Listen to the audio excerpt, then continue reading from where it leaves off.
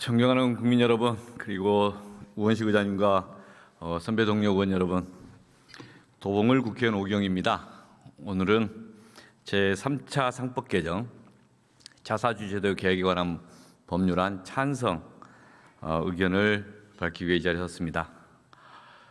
먼저 오늘 제3차 상법 개정안에 대해서 왜 필리버스터를 하는지 이해가 되지 않습니다. 이 법안에 대해서 국민의힘에서 이 정도는 간단한 찬반 토론하고 할 수 있는 것 같았을 텐데 왜 필리버스터를 하는지, 그리고 조금 전에 윤한홍 의원께서 한 4시간 동안 토론을 하셨는데 잘 모르겠습니다. 어떤 취지로 반대하시는지. 구체적인 쟁점들에 대해서 어떨 때는 찬성한다고 하셨다가 어떨 때는 반대한다고 하셨다가, 제가 법사위 제1소위에서 의원님들 토론하신 것도 봤습니다. 국민의힘 의원님들께서 자사주 개혁 해야죠라고 하면서 또 어떤 부분에서는 반대한다 부분적으로 이야기하셨고, 이 제도에 대해서는 필리버스터를 하는 게 과연 적절했나 좀 한번 묻고 싶습니다. 밖에서 보고 계시는, 그리고 TV로 보고 계시는 국민의힘 의원님들, 국민의힘 당원들 한번 보십시오. 상법이 반기업적입니까? 상법 개정이 반시장적입니까? 그러면 1차 상법 개정도 잘못된 거고 2차 상법 개정도 잘못된 겁니까? 그래서 한국 자본시장이 작년에 최저치가 2,230이 안 됐을 때 4월 4일 전후인데 그 주가가 2,300이 안 되는 그 시점이었던 것 같은데, 그 뒤로 이제 시장의 변화가 이루어지는 것에 대해서 어떻게 평가를 하십니까? 이재명 대통령 취임하기 그 직전까지가 2,700이 안 됐습니다. 대한민국이 내란이 일어나서 내란 이전에 대한민국의 주가가 박스피에 갇혔다고 비판을 받았습니다. 박스피, 국장 탈출은 지능순. 왜? 대한민국 자본시장은 믿을 수 없으니까. 그 박스피가 한 평균 2,650에서 2,700 사이였습니다.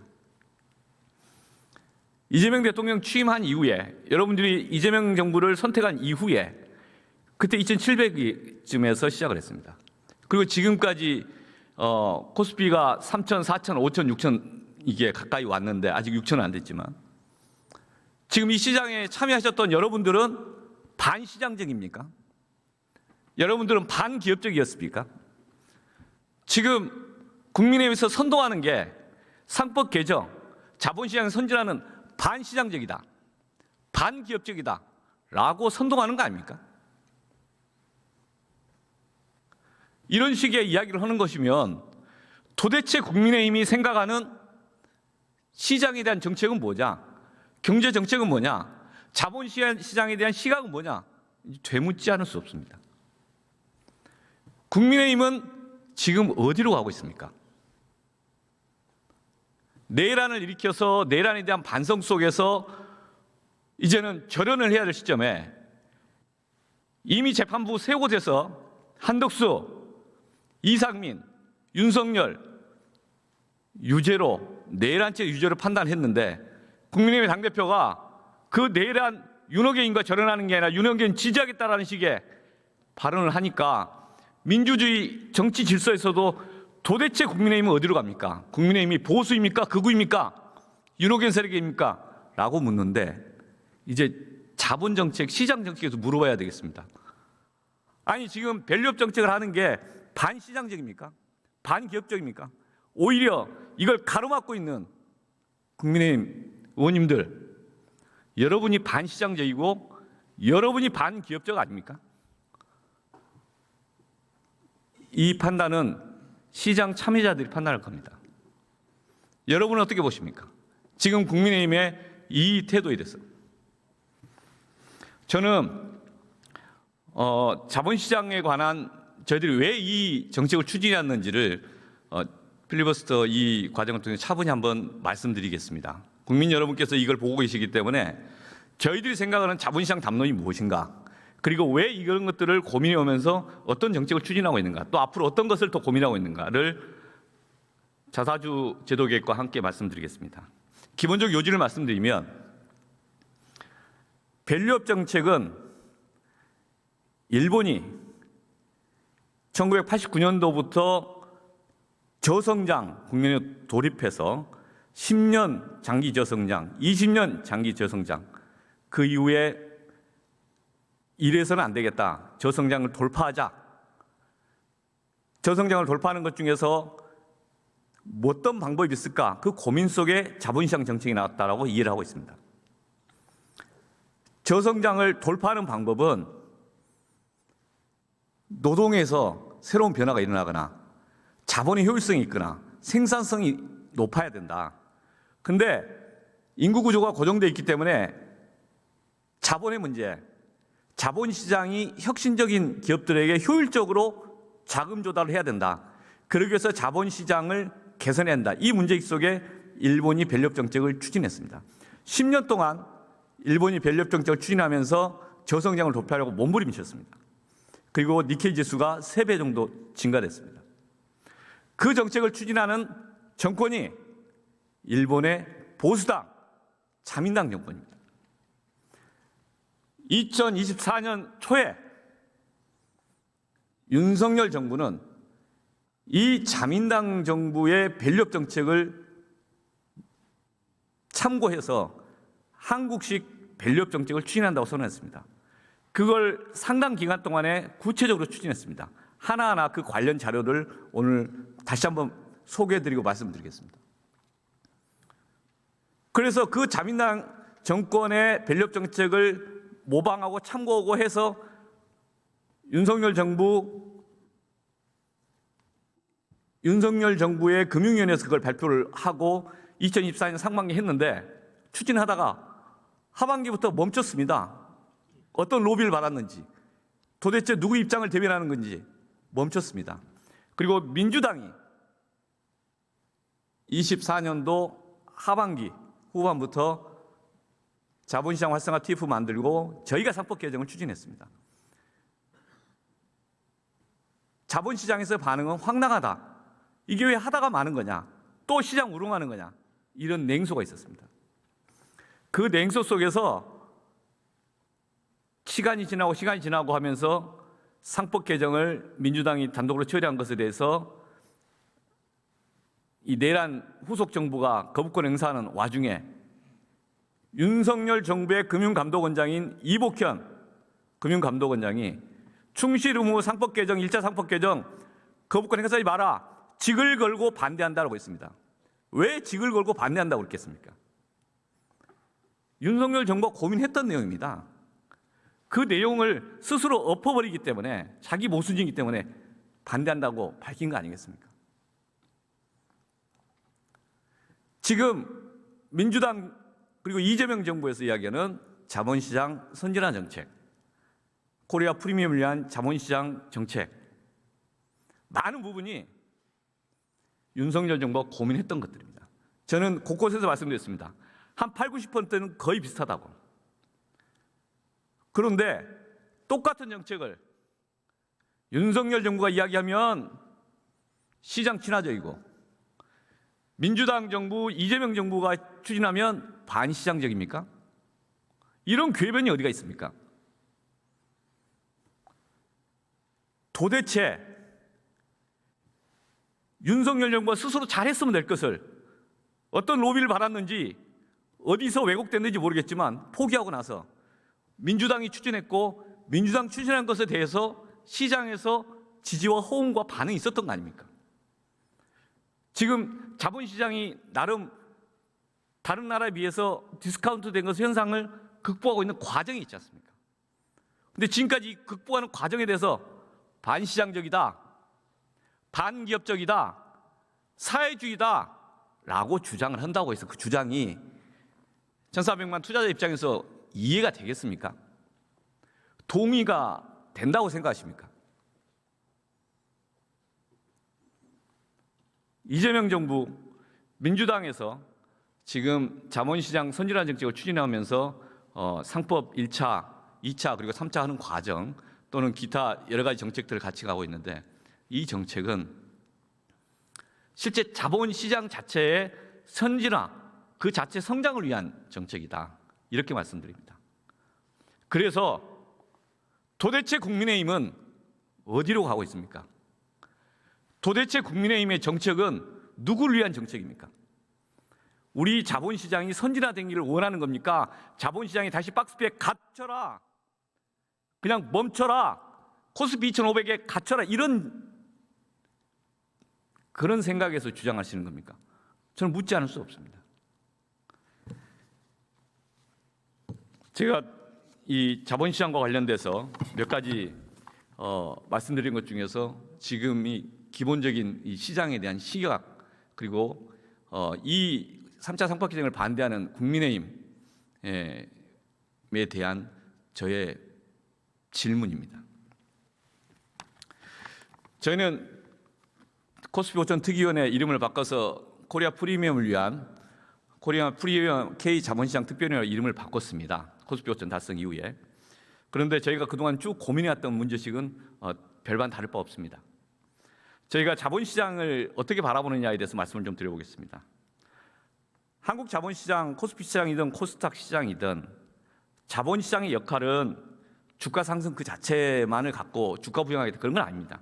그게 포인트가 돼서도 안 되고, 일본에서 이야기했듯이 자본시장의 역할은 혁신기업을 선별하는 것, 그리고 혁신기업의 자금을 지원하는 것, 이를 통해서 우리 대한민국의 저성장을 돌파하는 것, 그를 위해서 자본시장이 필요한 재기능을 하는 것, 이겁니다. 그래서 자본시장 정책의 핵심적 기조는 자본시장 자체가 많은 투자자들이 신뢰를 받을 수 있도록 하는 것, 특히 장기 투자자, 기관 투자자에게 안심하고 투자하시라. 이상하게 오너라고 하는 사람들이 뒤통수 치는 거 못하게 막을 테니까 안심하고 투자하시라. 경영진에게도 주는 메시지, 이상한 사람들 거수기 노릇 하지 말고 주주 전부를 위해서, 그리고 기업 자체의 성장을 위해서 장기 투자자, 기관 투자자들과 소통하고 함께 머리 맞대고 회사의 미래를 위해서 고민하시라. 이런 문제식 속에서 선순환 생태계를 만들자. 이게 저희가 고민하는 대한민국 자본시장 정책 기조의 핵심입니다. 우리 주식시장의 주가는 코리아 디스카운트 현상의 해소에 따라서 지난 8개월 동안 비정상의 정상화 과정을 거치고 있습니다. 특히 0.9 코스피 PBR이 지금 1.6에서 1.7 넘어가고 있습니다. 아직 코리아 디스카운트 다 해소되지 않았지만 지배구조 개혁을 통해서 하나씩 시장의 신뢰를 회복하는 중이다, 이렇게 저는 이해하고 있습니다.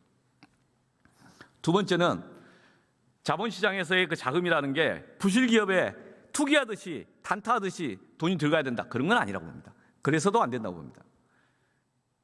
세계 시장에서 경쟁할 수 있는 기업들, 경쟁력이 있는 기술을 가진 기업들, 대한민국 경제를 끌어가는 기업들, 그런 기업을 혁신기업이라고 표현을 할 때 혁신기업에게 자금이 제대로 갈 수 있도록 하자, 이런 겁니다.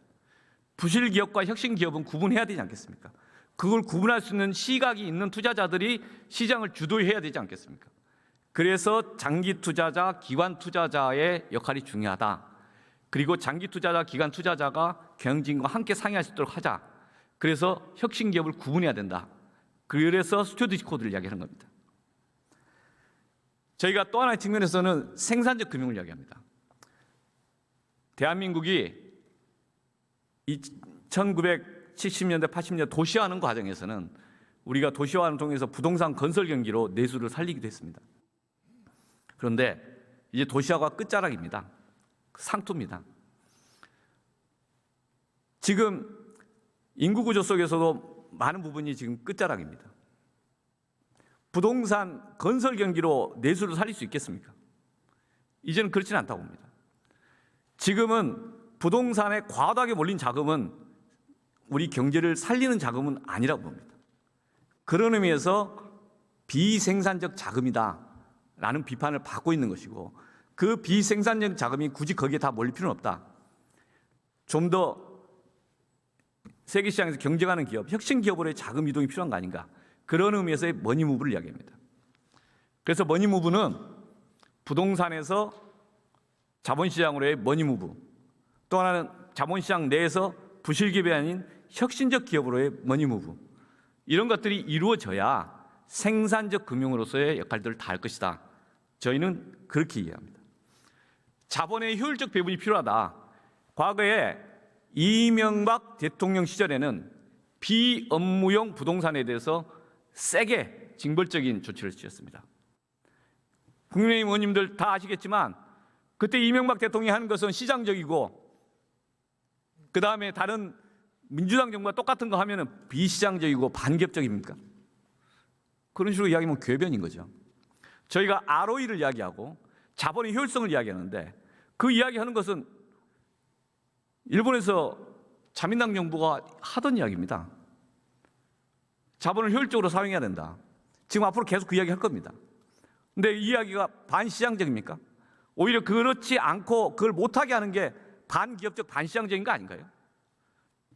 계속 질문을 받을 겁니다. 국민의힘 의원님들 그리고 국민의힘의 이 정책하시는 분들. 누가 친시장적이고 누가 지금 대한민국의 저성장을 고민하고 있는가 함께 논쟁하십시다. 혁신기업의 자금 이동을 위해서 분별력이 있어야 되고 그 분별력을 누가 갖고 있냐. 주로 기간 투자, 장기 투자자들이 그런 걸 분별하면서 가야 된다. 이런 이야기를 하는 거고요. 그 다음에 자본시장은 결국에 국가 경제를 이끌어가는 혁신기업의 실적에 의해서 장기적이고 지속적인 성장을 할 겁니다. 기업이 성장하고 기업이 돈 벌어야지 주가가 상승하는 거 아니냐? 맞습니다. 제가 그걸 부정한 적이 없지 않습니까? 그리고 지금 코스피 상승하는 과정 속에서 어떤 분은 그런 말씀도 하십니다. 코스피 5천 한 2, 300 될 쯤에 하이닉스나 삼성전자 빼고 나면은 그게 주가가 정상 주가가 얼마냐? 한 4,200 정도 된다. 뭐 이런 이야기를 하시더라고요. 그 숫자가 맞는지 잘 모르겠습니다. 다만 그 가정을 전제로 하면 적어도 코스피 2,700에서 4,100, 100, 200까지 올 때 그 과정에서는 그 기업들의 실적이 없었지 않습니까? 코리아 디스카운트 현상을 해소하면서 온 거지 않습니까? 그건 정책의 효과지 않습니까? 그것까지 부정할 필요는 없지 않습니까? 그게 앞으로 더 어디로 더 갈 거냐? 그것만 갖고 지속되는 건 아니다. 그 비판은 맞습니다. 실적을 갖고 성장해야 되는 거죠. 그래서 혁신적 기업들이 지속적으로 성장할 수 있도록 하는 산업정책, 그 정책이 중요하다. 그래서 작년에 저희가 예산안 처리하면서 예산안 속에서 R&D를 늘렸지 않습니까? 그리고 저희가 AI를 키우겠다고 하지 않습니까? 재생에너지 또는 방산, 조선, 다양한 산업적인 전략을 갖고 가야 된다고 하는 것에 대한 공감이 있습니다. 구체적으로 그 산업정책을 잘 하는가, 그리고 실제 그게 기업들이 스스로 성장하는 데 도움이 되는가, 이건 앞으로 논쟁의 영역이지만 우리가 그런 고민 안 하고 있다. 이것은 잘못된 가짜 뉴스인 거죠. 그래서 주식시장의 주가가 이게 부양만 한다. 저희 그렇게 생각한 적 없고요. 첫 번째 코리아 디스카운트 해소 과정 속에서 주식에 억눌려 있던 것들이 정상화될 것이다. 두 번째로 머니무브 과정 속에서 유동성이 좀 더 확보될 것이다. 그래서 세 번째로 기본적으로는 실적이다. 우리 기업들이 세계 시장에서 성장하고 그 성과를 내고 평가받으면서 그를 통해서 우리 경제를 끌고 가는 것. 그래서 이런 문제식을 가지고 제가 자본시장을 보고 있다. 이런 말씀을 드립니다. 또 하나 자본시장의 제도 개선 뭐 좀 간단한 정책 하다 말면 되는 것이 뭘 또 굳이 한 번 하고 두 번 하고 세 번씩 하냐 이런 이야기를 하십니다. 자본시장에 대한 문제식 중에 가장 큰 것은 불신이었습니다. 뭔가 좀 회사 제도의 기본에 따라서 주식 회사니까 주주의 비례적 이익이 보장되니까 당연히 괜찮을 것 같은데 갑자기 뒤통치고 그러다 좀 잠깐 반짝 하는 척하다가 또 다시 뒤통치고 그러니까 우리는 자본시장에 대해서 불신이 쌓인 거 아닙니까? 그러니까 우리 자본시장에 그래도 기술력 있는 기업들에 대해서도 냉소가 있었던 거 아닙니까? 지금은 좀 바뀌고 있지 않습니까? 일회성 행사로 자본시장 정책을 추진해서는 안 된다 이런 겁니다. 적어도 이재명 정부 5년 내내 일관되게 해야 되는 거 아닌가? 일본이 그 사례를 보여주고 있습니다. 2014년도부터 또는 실은 12년부터 했다고 하지만 이또 보고서 2014년 나오면서부터 10년 동안 일관되게 했고 지금도 그 정책 기조가 유지되고 있습니다. 그 속에서 외국 투자자든 일본 내 기관 투자자든 일본 내 다양한 투자자나 기업들도 그 정책 기조를 당연한 제도적 조건으로 수용을 하고 있습니다. 그래서 예측 가능한 시장이 된 겁니다. 우리도 그렇게 만들어야 한다 이런 취지입니다. 개별적으로 어떤 정책이 중요한 게 아니라 5년 내내 일관된, 일관성 있는, 그리고 그래서 신뢰할 수 있는 그런 대한민국 자본시장을 만들어가야 된다. 저는 그렇게 봅니다. 그래야 자본시장 개혁과 함께 그것들이 생산력 금융이라는 큰 담론으로서 구체적으로 이 저성장을 돌파하는 데 도움이 될 거라고 봅니다.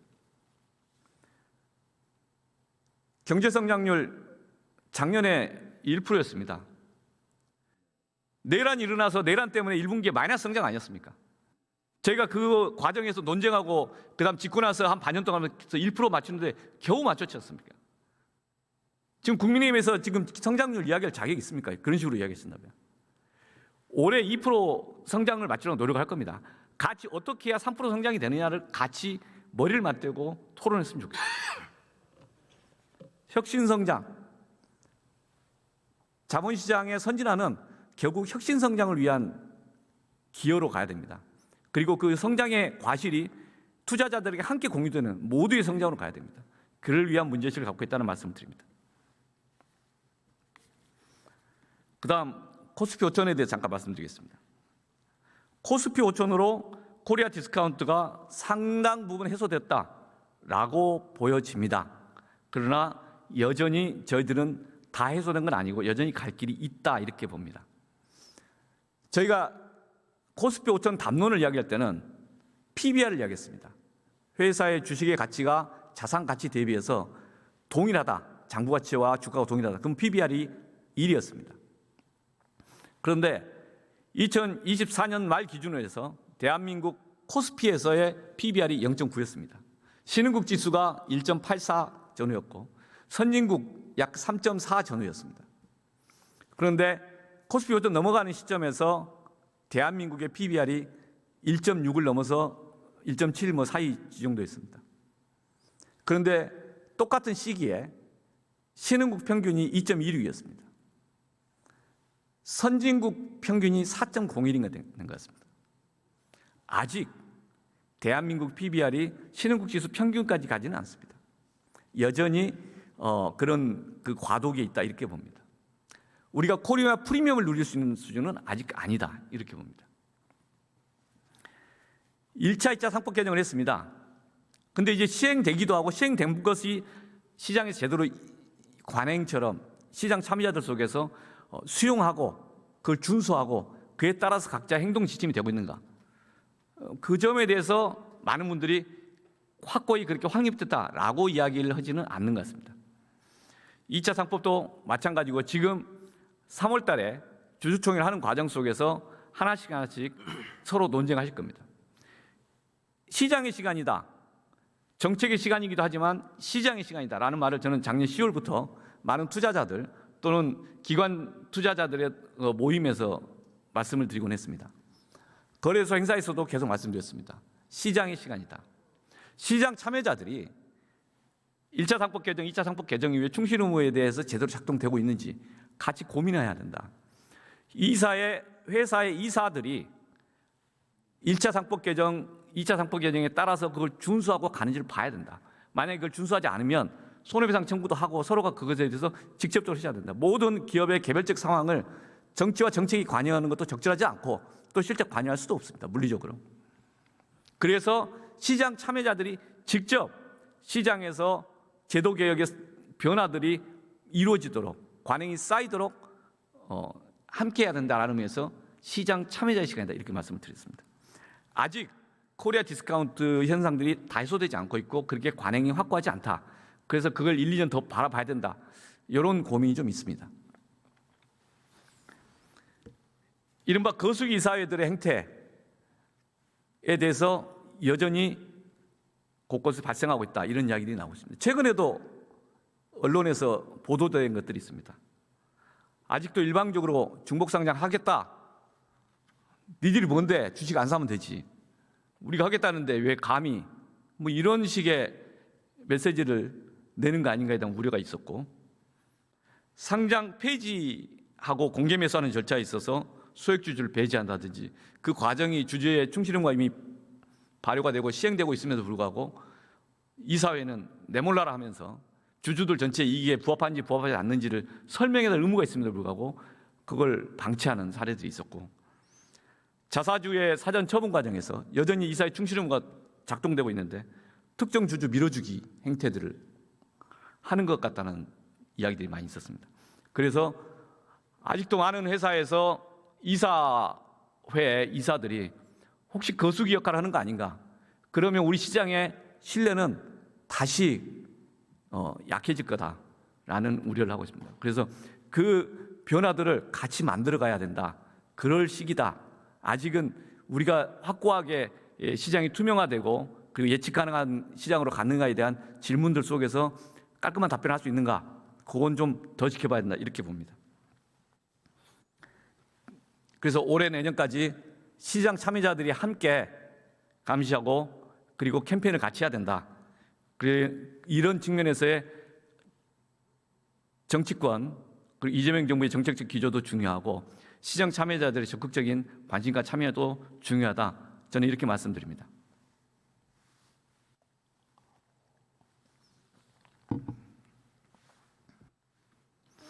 다음으로 코리아 프리미엄 이야기를 하는데 코리아 프리미엄을 이야기하려면 경영진이 변해야 됩니다.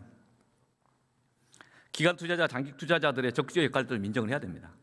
함께 미래를 길게 보고 협력하고 그리고 뭔가의 더 대안들을 만들어내는 그런 변화가 필요하다고 봅니다. 그래서 공시 제도를 좀 더 진화시켜야 된다. 스튜어디십 코드 이미 들어와 있지만 좀 더 진화시켜야 된다. 또는 구체적으로 좀 감독을 해봐야 된다. 주주총회에 대한 제도 개선 필요한 거 아니냐 이런 이제 의견들이 있는데 상반기 내 논의를 좀 더 해봐야 된다고 봅니다. 충실 의무 위반한 이사가 있다면 그 이사에 대한 손해배상 책임을 제대로 물을 수 있도록 이게 문제가 된다면 꾸준한 추가적인 제도 개선도 고민해 볼 수 있다 이렇게 봅니다. 상사 전문법원을 만들자라는 의견도 있습니다. 우리 자본시장이 단기 투자자, 단타, 투기 이런 단어들로서 일상적으로 회자된다면 우리는 프리미엄 시장이 될 수는 없을 겁니다. 보다 긴 호흡에서 자본시장을 바라보고 자본시장을 투자하고 그리고 시장의 변화를 모색해야 됩니다. 그래서 코스닥 기업에 있어서도 특히 부실기업의 정리는 불가피하다 이렇게 보고 있습니다. 상장 절차, 상장 폐지 절차 이런 것에 대한 변화들이 현재 이루어지고 있습니다.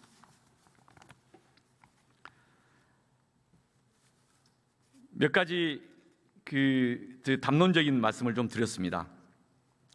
제가 이 자본시장에 대한 이야기들 중에 특히 이제 일본 자본시장 이야기를 좀 잠깐 말씀드리고 그리고 그 속에서 윤석열 정부의 자본시장 정책도 함께 말씀드리고 이후에 자사주 제도에 대한 구체적인 쟁점들을 좀 하나씩 말씀드리겠습니다. 1차 상법 개정 또는 그 전에 상법 개정을 할 때 이 자리에서도 계속 말씀드렸던 자료입니다. 윤석열 정부 금융위가 발표한 자료입니다. 2024년도 2월 26일자 유관기관 합동 거래소 금융위원회 다 함께 만든 거죠. 기업 밸류업 지원 방안. 윤석열 정부의 밸류업 정책입니다.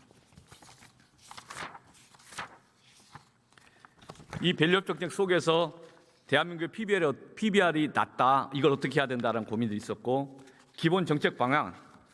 저희가 쓰는 용어들 다 이 내용들과 다를 게 없습니다. 자본시장 선진화 추진 방향.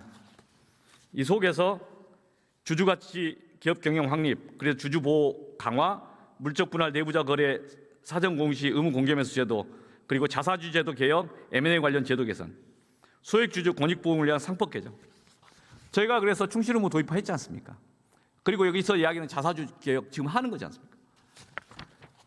윤석열 정부 금융위원회가 하면은 이 자사주 개혁은 친기업적이고 민주당이 하면 반기업적이고 사회주의적이고 반시장적 이런 식으로 주장을 하면 저희는 그걸 궤변이라고 합니다.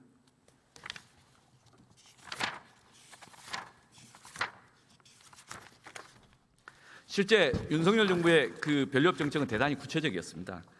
기업 밸류업 프로그램 운영 방안 그리고 실제 상장 기업은 어떻게 하면 기업 가치 제고를 할 수 있도록 할 것인가 또 이제 투자자 입장에서는 코리아 밸류업 지수 ETF 개발, 스튜어디십 코드 반영, 투자자 지표 비교 공표, 전담 추진 체계까지 해서 아주 자세하게 했었습니다. 실제 이 정책은 저는 잘할 정책이고 잘 만든 거라고 봅니다. 왜 안 했는가가 숙제였습니다. 왜 윤석열 정부는 다 알고 있으면서 안 했을까? 그게 질문입니다. 저는 윤석열 정부 그 당시에 자본시장 정책했던 분들 만나면 계속 묻습니다. 왜 안 했어요? 다 알면서. 그거 저희가 그대로 하고 있습니다. 저는 그렇게 설명합니다. 도쿄 거래소의 시장 체계, 이게 일본에 있어서의 많은 모델들 참고를 한 것이죠.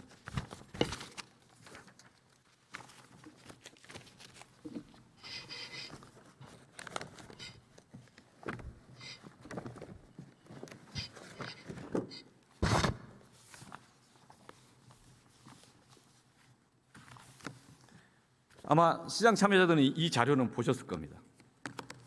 이 자료가 삼성증권에서 2월 26일자 리서치센터에서 나오는 기업 밸류 프로그램입니다. 이 내용은 방금 말씀드린 금융위원회 자료보다 더 또 구체적이고 자세한 내용이 있습니다. 일본의 사례, 일본의 시장 성과, 그리고 한국의 정책, 이런 내용입니다. 여기에 따라서 일본의 밸류 프로그램 아베노믹스에서 3개의 화살이 있었다. 그 중에 하나가 자본시장 선진화 정책이다. 그리고 잃어버린 20년을 어떻게 하면 돌파하고자 하느냐. 일본의 이 장기 침체에 대한 돌파구로서의 일본 보수당 자민당 정권의 몸부림치 속에 시장 선진화 정책이 나온 것이다. 이런 취지입니다.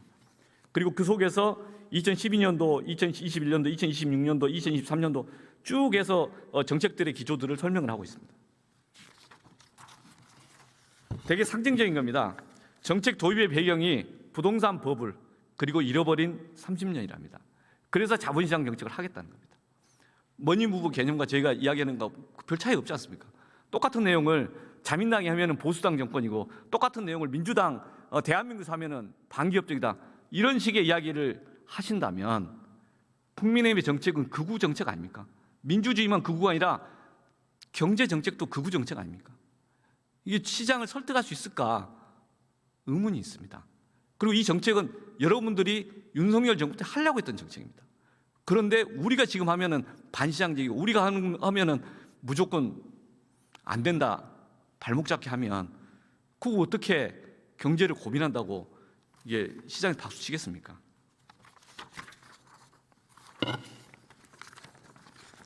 이 내용 중에 이토 리포트 기업 지배구조 개선의 정책의 이론적 기반 해서 이걸 토대로 해서 정책 기조가 나온다. 새로운 자본주의 그리고 도쿄 거래소의 개혁, 자본시장 개혁 정책을 쭉 설명을 하고 있습니다. 다양한 내용들을 이야기하고 있습니다. 그리고 이 내용들을 통해서 일본 시장에 어떤 변화를 줬는가를 평가를 하고 있고 그 시장 평가 속에서 보면 구체적으로 이 정부가 이 전체적으로 이기는 연성 규범 중심으로 해서 제도 개선을 해왔는데 그게 일본의 고유한 행정 지도라고 하는 것들이 있고 그게 시장과 좀 더 잘 유통이 되는 그런 특성 때문에 아마 그런 게 아닌가 싶습니다.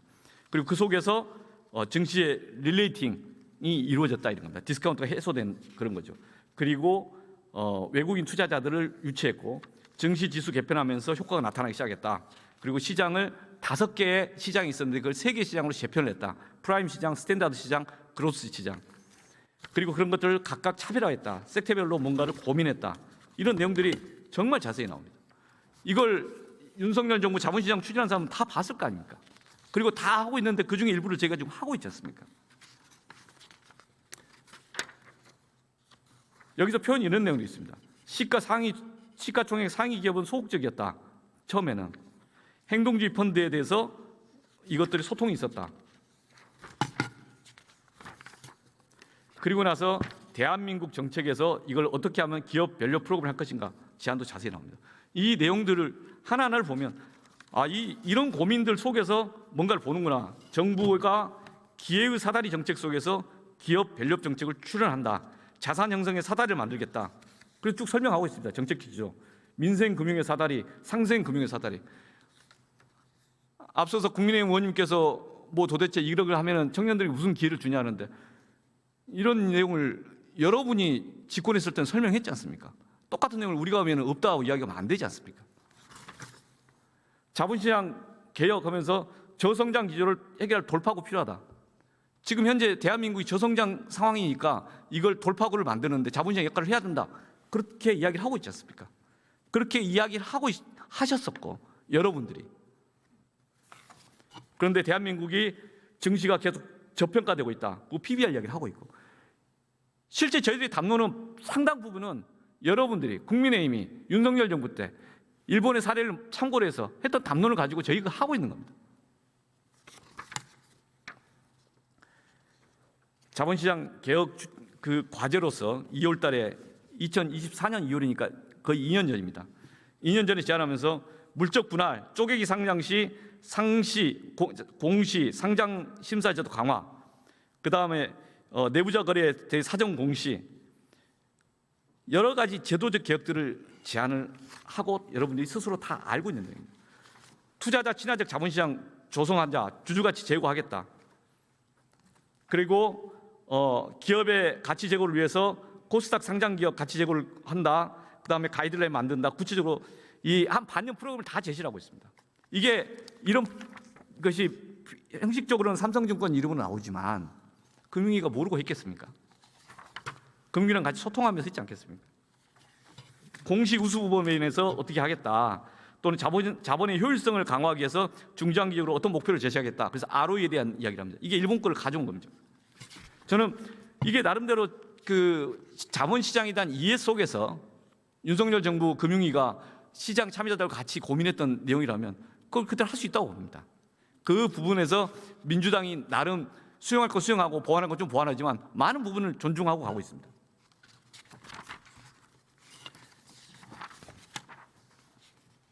밸류업 정책, 이 흐름 속에서 나오는 다양한 주장들, 여기에서 이사의 책임 강화, 주주총회 내실화, 그리고 기업 밸류 프로그램, 대주주 사익 추구 차단, 자사주 전환사채 제도 개선, 이런 내용들이 삼성증권에서 금융위가 밸류업 정책을 발표한 똑같은 날, 똑같은 내용을 좀 더 풍부하게 발표를 합니다.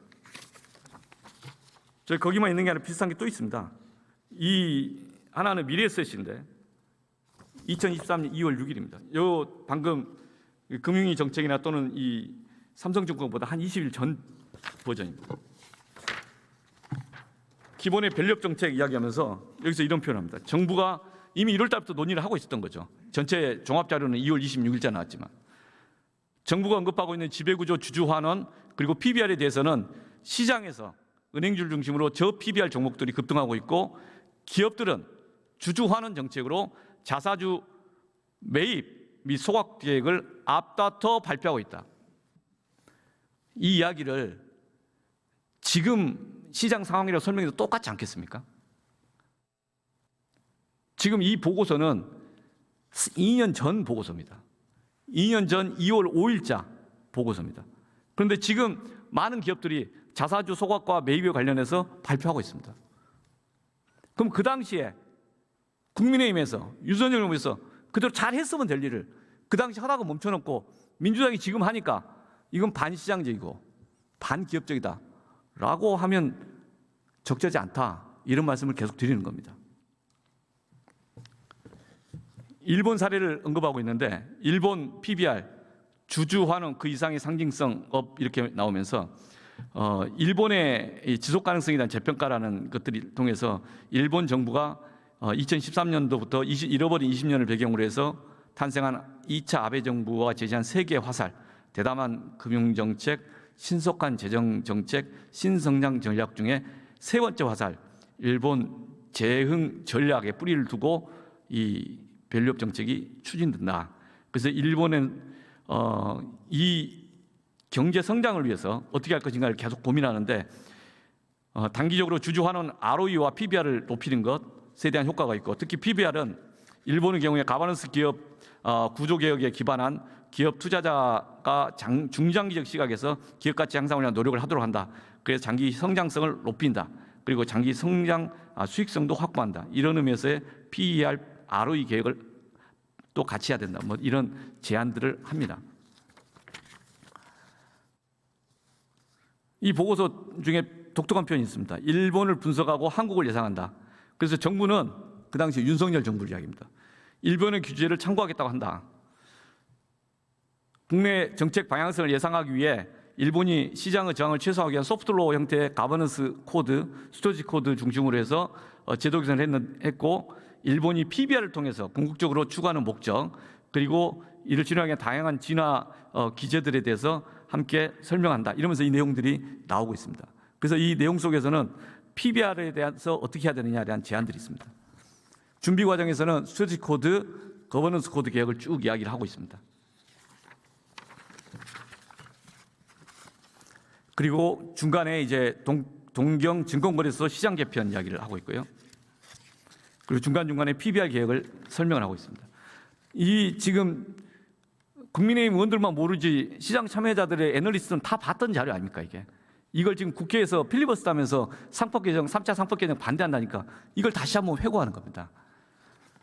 왜 다 봤으면서 지금은 안 본 채 하시는가? 아니면 진짜 모르고 그러시는 건가? 묻지 않을 수 없습니다.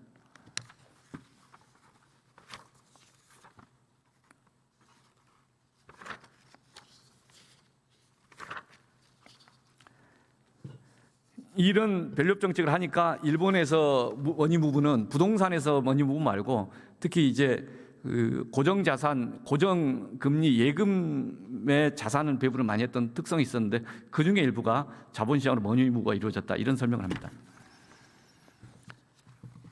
전반적으로 일본의 공적연금의 역할도 좀 강조를 하고 있고 다양한 아이디어를 냈습니다. 지금 제가 말씀드리는 것은 이러한 이 일본에서의 자본시장 선진화의 시도가 저성장을 돌파하기 위한 나름의 경제 전략이었다는 말씀을 드리는 거고, 그렇기 때문에 대한민국도 저성장을 돌파하기 위해서 자본시장을 어떻게 할 것인가 그런 고민을 하면서 추진이 됐고, 그 윤석열 정부의 변력 정책의 상당 부분은 충분히 의미가 있는 것이었다. 저는 그렇게 이야기를 했습니다. 그런데 여러분은 안 했고 우리는 하는 겁니다.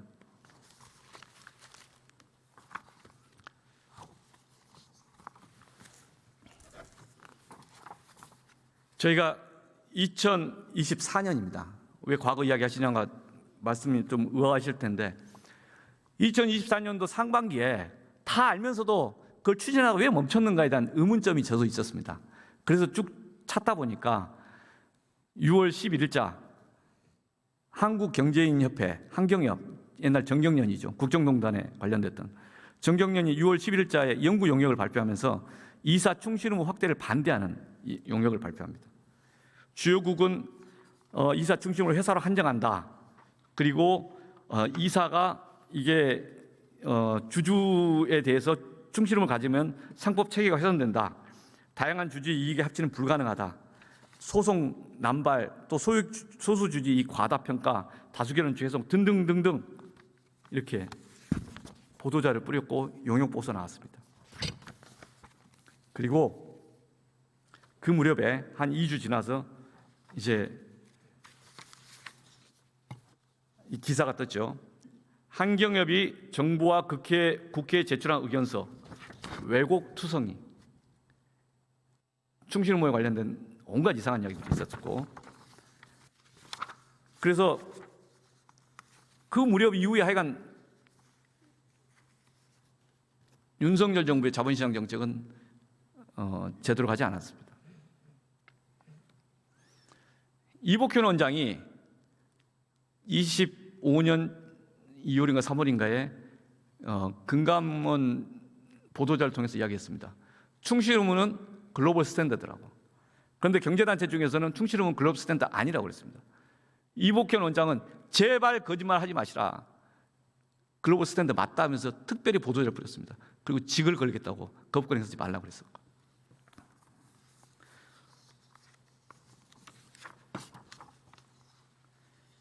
이번에 제 3차 상법 공청회하는 과정에서 오신 분들 중에서 그때 보고서 쓰신 분도 있습니다.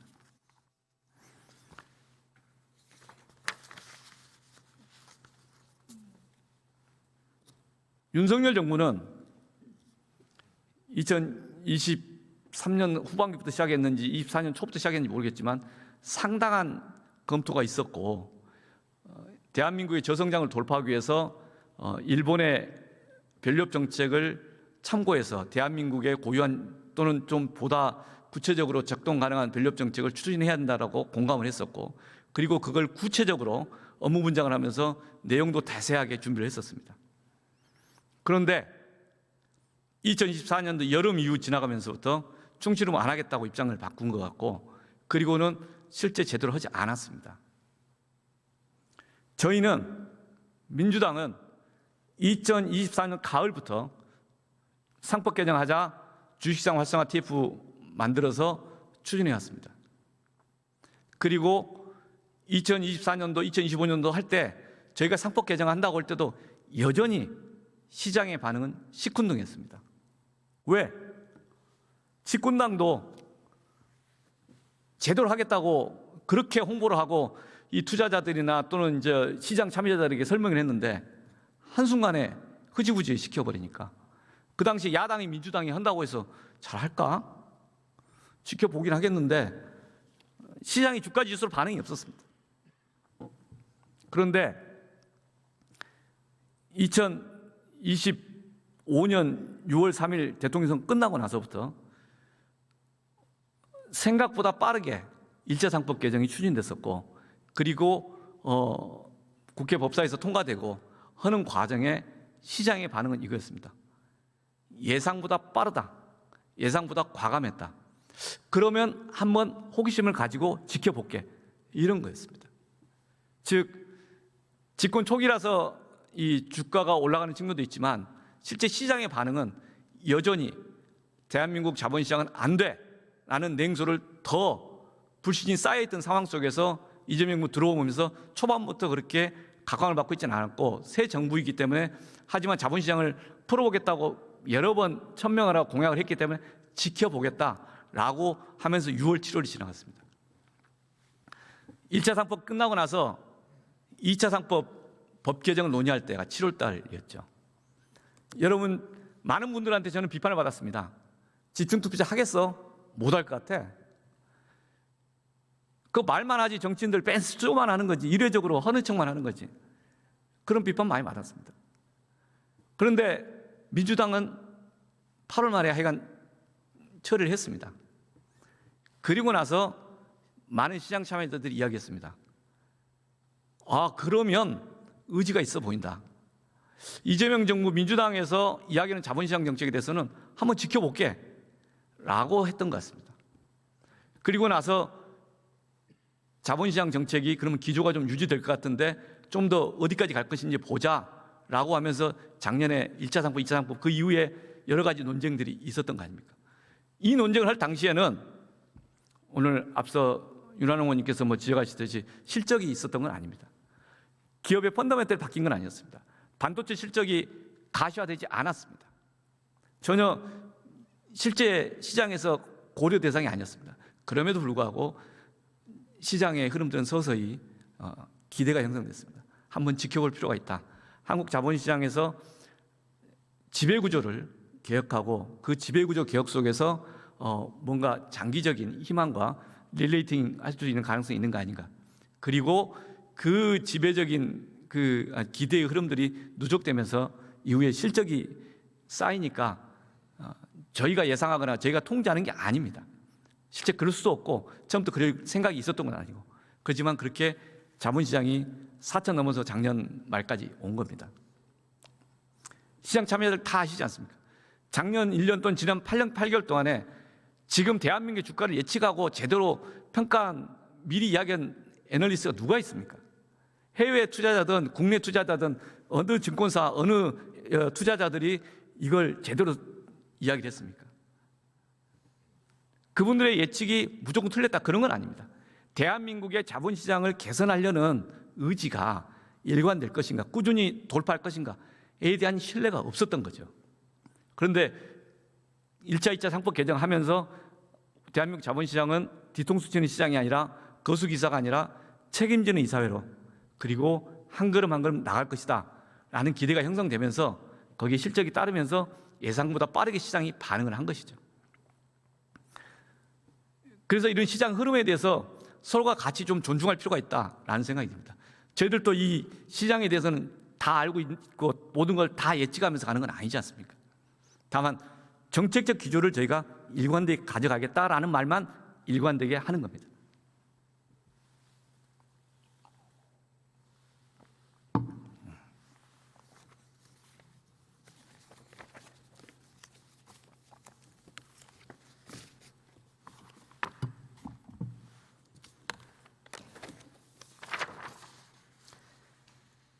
작년에 자료 중에서 이런 것도 있습니다. 코리아 밸류업 지수 구성 종목 100개. 윤석열 정부 2024년도에 금융에서 만든 밸류업 지수입니다. 여기에 기업들에게 밸류업 지수 가담하고 밸류업 지수 기반으로 해서 ETF 상품도 만들겠다. 다 하는 겁니다. 이런 것만 갖고 불충분하다 그럴 수 있지만 하여간 문제식이 풍부하게 있었다는 겁니다. 그중에 일부는 아직 우리는 시행도 하지 않고 있는 의제들이 많습니다.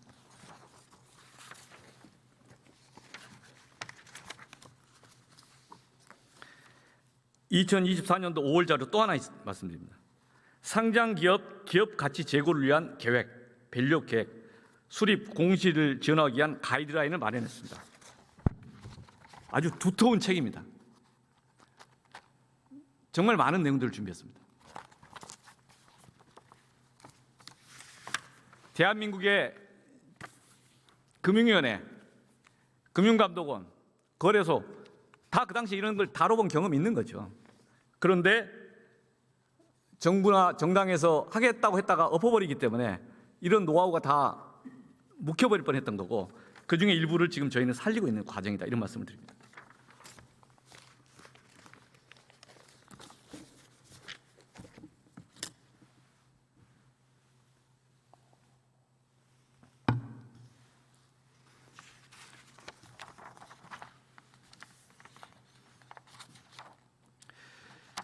저희가 상법 개정을 준비하면서 이 윤석열 정부의 밸류업 정책을 계속 추적을 했었고 그리고 일본의 자료도 계속 보고 있고 일본의 정책을 했던 사람들 대만의 자본시장 정책했던 분들도 여러 전문가들께서 소개해 주셔서 같이 만나고 그랬습니다. 그중에 이제 일본의 이토 보고서를 저희들이 구해서 다 한번 읽어봤습니다. 실제 우리도 이런 이토 보고서 하나 만들었으면 좋겠다라고 해서 저는 금융투자협회나 또 관계기관에 있는 분들한테 전문가들 보기에 한번 이런 우리 사회의 자본시장을 어떤 식으로 변화시켜 나갈 것인가 담론적인 것들을 좀 정리해 봅시다. 그리고 그걸 기초해서 누가 정권을 잡든 간에 일관되게 한번 갑시다. 대한민국의 저성장을 돌파하는 데 나름 기여를 한번 해봅시다. 그런 이야기를 했습니다. 지속 가능 성장으로 이어지는 경쟁력과 인센티브, 그다음 기업과 투자자의 바람직한 관계 구축, 프로젝트 최종 보고서. 이게 이제 그 프로젝트 팀이 있고 그 중에 이제 대표 저자가 이또라고 하는 분이어서 그분들의 리포트를 이또 리포트라고 해서 이또 보고서 제가 그렇게 표현을 하고 있습니다. 그리고 여기서 나오는 기본적 문제식은 저성장을 어떻게 돌파할 것인가. 저성장을 돌파하기 위해서 잃어버린 20년, 잃어버린 30년을 극복하기 위해서 일본 경제에서 자본시장은 무슨 역할을 할 것인가. 그 자본시장의 역할 중에서 왜 투자자들이 제대로 참여를 안 하는가 내지는 냉소적인가 이걸 어떻게 극복할 것인가 그런 문제시겠습니다. 그래서 실제 이 기본적인 문제식 자체 속에 쭉 관철되는 것은 혁신 성장을 위해서 기업이 혁신되고 시사회가 혁신되고 그 혁신되기 위해서 자본시장의 역할이 중요하고 이를 위해서 장기적 투자가 중요하다. 장기적 투자를 해야지 뭔가 큰 성과를 얻어내는데 자본시장에서도 그런 장기적 투자자, 기관 투자자들과 협력해서 그런 기업에 대한 혁신적 기업에 대한 장기적 투자자를 안정적으로 만들어내자라는 문제시겠습니다. 그리고 이와 관련돼서 장기적 투자를 유치하려면 투자자들에게 경영진들이 뭔가를 줘야 될 거 아닙니까? 은행에 돈 맡기면 이자라도 주는데 회사한테 돈을 맡기고 주주로 참여했는데 이자도 안 주고 계속 있으라면 그 장기적 투자 가능하겠습니까? 그래서 기본 수익률 ROE를 보장하라 이런 거 아니겠습니까? 주가 상승이 되든 아니면 일정 정도 배당을 하든 그리고 지금 당장은 성과가 안 나오더라도 길게 보고 소통을 해서 신뢰를 얻으면 긴 호흡에 투자를 한다는 거 아니겠습니까? 그러려면 당신들은 다 들러리야. 아닌 척도 하지 말고 묻지도 마라. 무슨 그 단탄하면서 투기꾼들 이런 식으로 시각을 바라보면 대화가 안 되겠죠. 실제 회사에 긴 호흡에 투자하는 사람들에 대해서 그런 신뢰를 주고 그 사람들에게 경영의 실적으로 경영의 성과로 지지를 얻어내야 그래야 이게 장기적으로 이 자금도 유치하면서 경영권도 보장되는 거 아니겠습니까? 저는 여기서 경영권 이야기 한번 말씀드리겠습니다. 회사의 이사가 경영을 합니다. 그런데 이사를 선출하는 건 주주들입니다. 그런데 이사들이 경영은 개판으로 하면서 회사의 수익도 잘 못 내면서 많은 회사들이 회사의 수익으로 이자도 잘 못 갚으면서 나 계속 경영진 하겠어 라고 주장을 하면 그게 맞습니까? 그 경영권이라고 말하는데 그게 무슨 주주권처럼 그런 권리입니까? 그건 권한이지 않습니까? 그리고 회사를 잘 경영해야 할 책임이지 않습니까? 이상하게 콩글리시처럼 경영권이라는 단어 속에 경영권 방어장치란 말을 기계적으로 계속 동어반복을 하시는데 그 말들이 맞나요? 저는 이해가 되지 않습니다. 주주한테 위임을 받아서 회사를 경영하는 거 아닙니까? 그러면 본인이 돈을 더 투자해서 다수파의 지분이 되든지 아니면 소수파 지분이면은 다른 주주들에 대해서 경영의 성과로 신뢰를 얻어야죠. 그런데 경영의 성과도 못 내면서 나는 누구 자식이니까 나는 내가 지금 경영권 갖고 있는데 계속 경영권 유지하겠다 라고 이야기를 한다면 그 경영권은 군림하는 경영권 아닙니까? 그리고 그런 경영권을 보장해달라고 주장하는데 왜 국가가 동조를 하고 국가가 그 지원을 해야 됩니까? 저는 그 지점에서는 적절하지 않다 이렇게 봅니다. 경영권이란 말 속에서 갖고 있는 함정이 있다. 그래서 경영권은 대한민국의 이 상장회사들은 미국이나 일본보다 실은 지분 비리 1대 주주의 지분이 더 많습니다. 그럼에도 불구하고 경영권 타령하고 미국이나 일본에서 많은 회사들은 스스로가 소유와 경영이 분리도 돼 있기도 하지만 실적으로 평가되면서 소통하는 게 있지 않습니까? 지금도 여전히 PBR이 낮은 회사도 있습니다. PBR이 낮다는 것은 두 가지의 질문을 받게 됩니다. 1. 회계장부 조작이다. 그러니까 PBR이 낮겠지. 그러니까 주가가 장부 가치보다 낮다는 거 아닙니까? 그러면 지금 청산해버리면 받을 수 있는 게 100원인데 주가가 100원도 안 된다. 그러면 그 주가가 실제를 반영한 거라면 장부가 엉터리인 거죠. 회계장부가 엉터리고. 그러면 이 자본시장에서는 그 장부의 신뢰가 전제가 되는데 이제 말도 안 되는 상황인 거죠. 이거 맞냐? 그리고 그 분식회계했고 다 형사처벌해야 됩니다. 그런 사람들은. 근데 그와 별개로 손해배상 책임도 해야 되고 그와 별개로 주주 가치를 반영하는 것과 관련해서 PBR과 관련해서 회계장부가 제대로 되어 있다. 그런데 PBR이 일보다 낮다. 그러면 통상적인 경우는 가치주라고 합니다. 저평가된 가치주. 그리고 그런 기업은 사야죠. 그리고 적대적 외면이 대상이 된 건 당연한 거죠.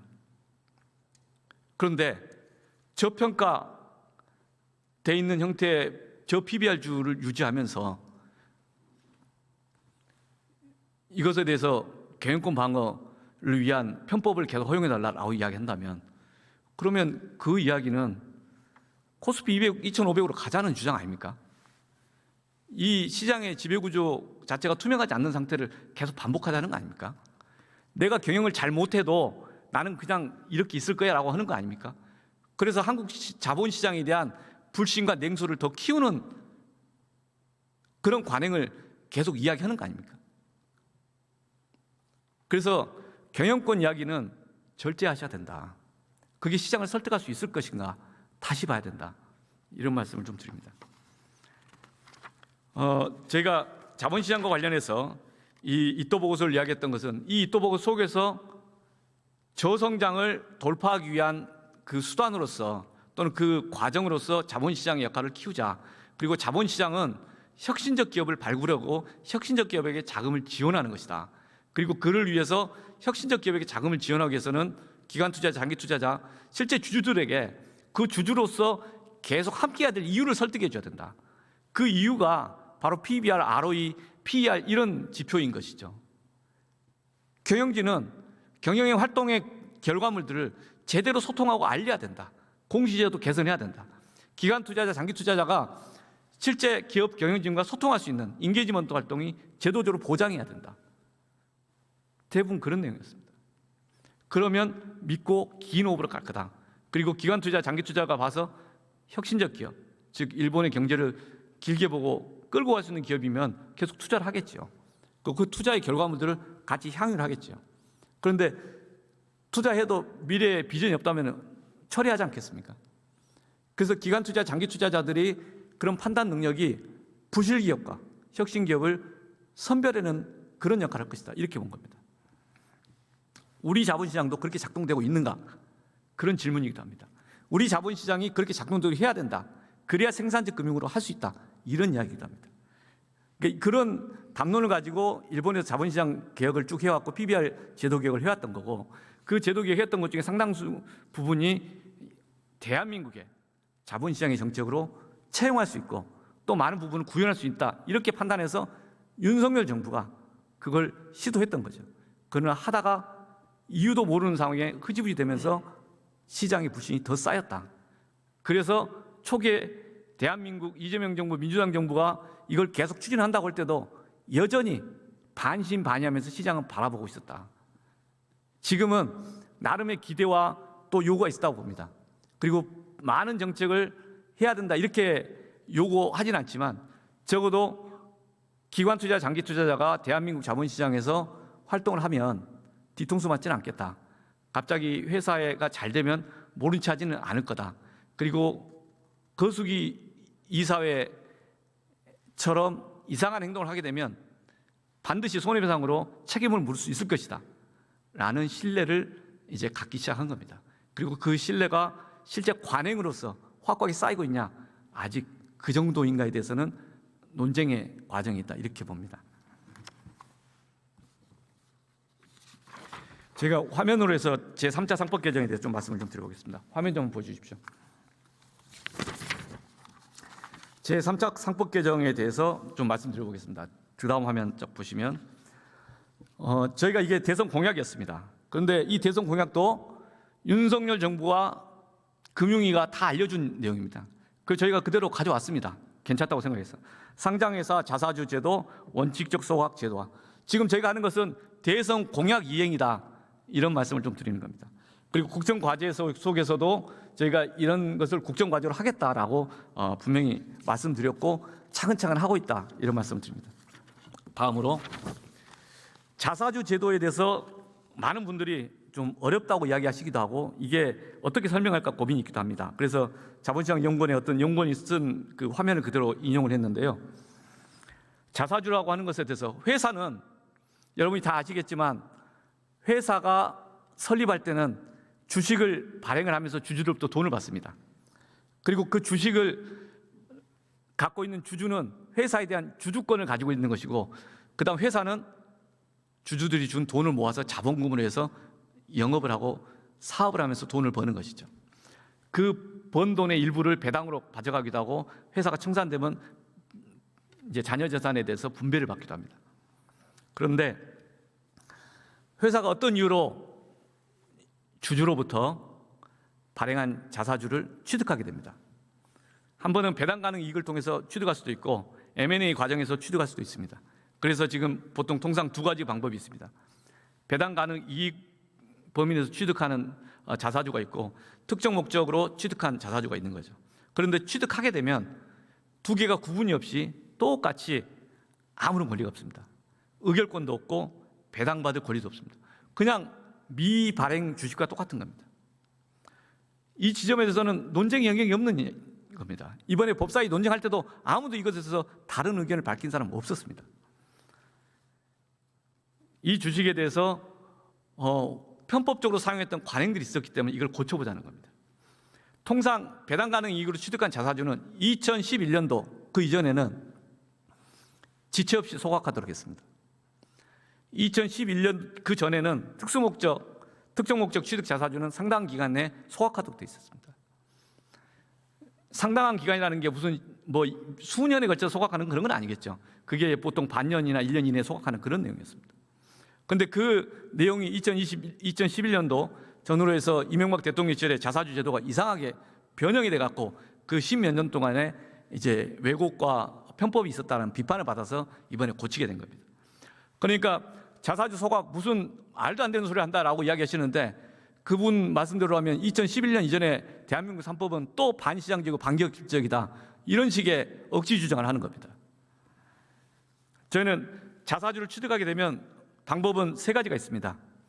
소각할 수도 있고 그냥 갖고 있을 수도 있고 갖고 있는 것을 시장에 다시 내놓을 수도 있습니다. 그런데 이때마다 어떻게 푸는 방식에 대해서 이제 제도가 있는 겁니다. 그 제도를 개선하자는 겁니다. 다음 화면. 자사주 소각하면 뭐 또 이상한 거 아니냐, 오히려 물량이 자사주 소각 압력 때문에 늘어나는 거 아니냐, 뭐 이런 우려도 있고, 지배주주가 영향력을 확대하는 거 아니냐라는 비판도 있고, 또 M&A에서 또 아까 국민의힘 의원님께서는 이거 백기사로 사용해야 하는데 못하게 하냐 이런 말씀도 하시고, 그 다음에 실제 인적 분할 과정에서 자사주 마법이 자행되기도 했었습니다.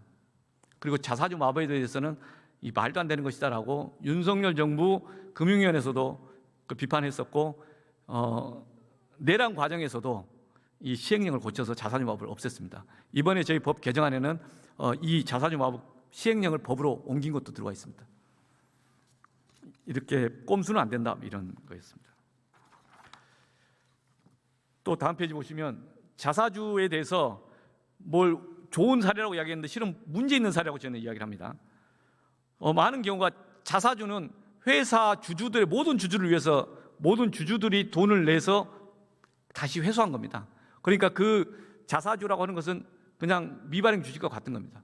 그리고 미발행 주식은 모든 주주를 위해서 소각할 수도 있고 모든 주주를 쓸 수도 있는 겁니다. 지금 자사주를 회사가 갖고 있는 상황에서 주주가 10명인데 그중에 한 명 주주가 혼자 독점적으로 자신의 이익을 위해 쓰게 된다면 그런 것을 문제가 있다고 비판할 수 있는 거죠. 오히려 10명 주주들이 각 지분 비율에 따라서 그걸 나눠서 쓴다면 그건 상관이 없는 건데 왜 이사회를 장악하고 있는 특정 주주가 이사회의 거수기를 시켜가지고 자기만을 쓰느냐, 이게 주주의 비례적 이익을 침해한다, 그런 비판들을 받았다 이런 겁니다.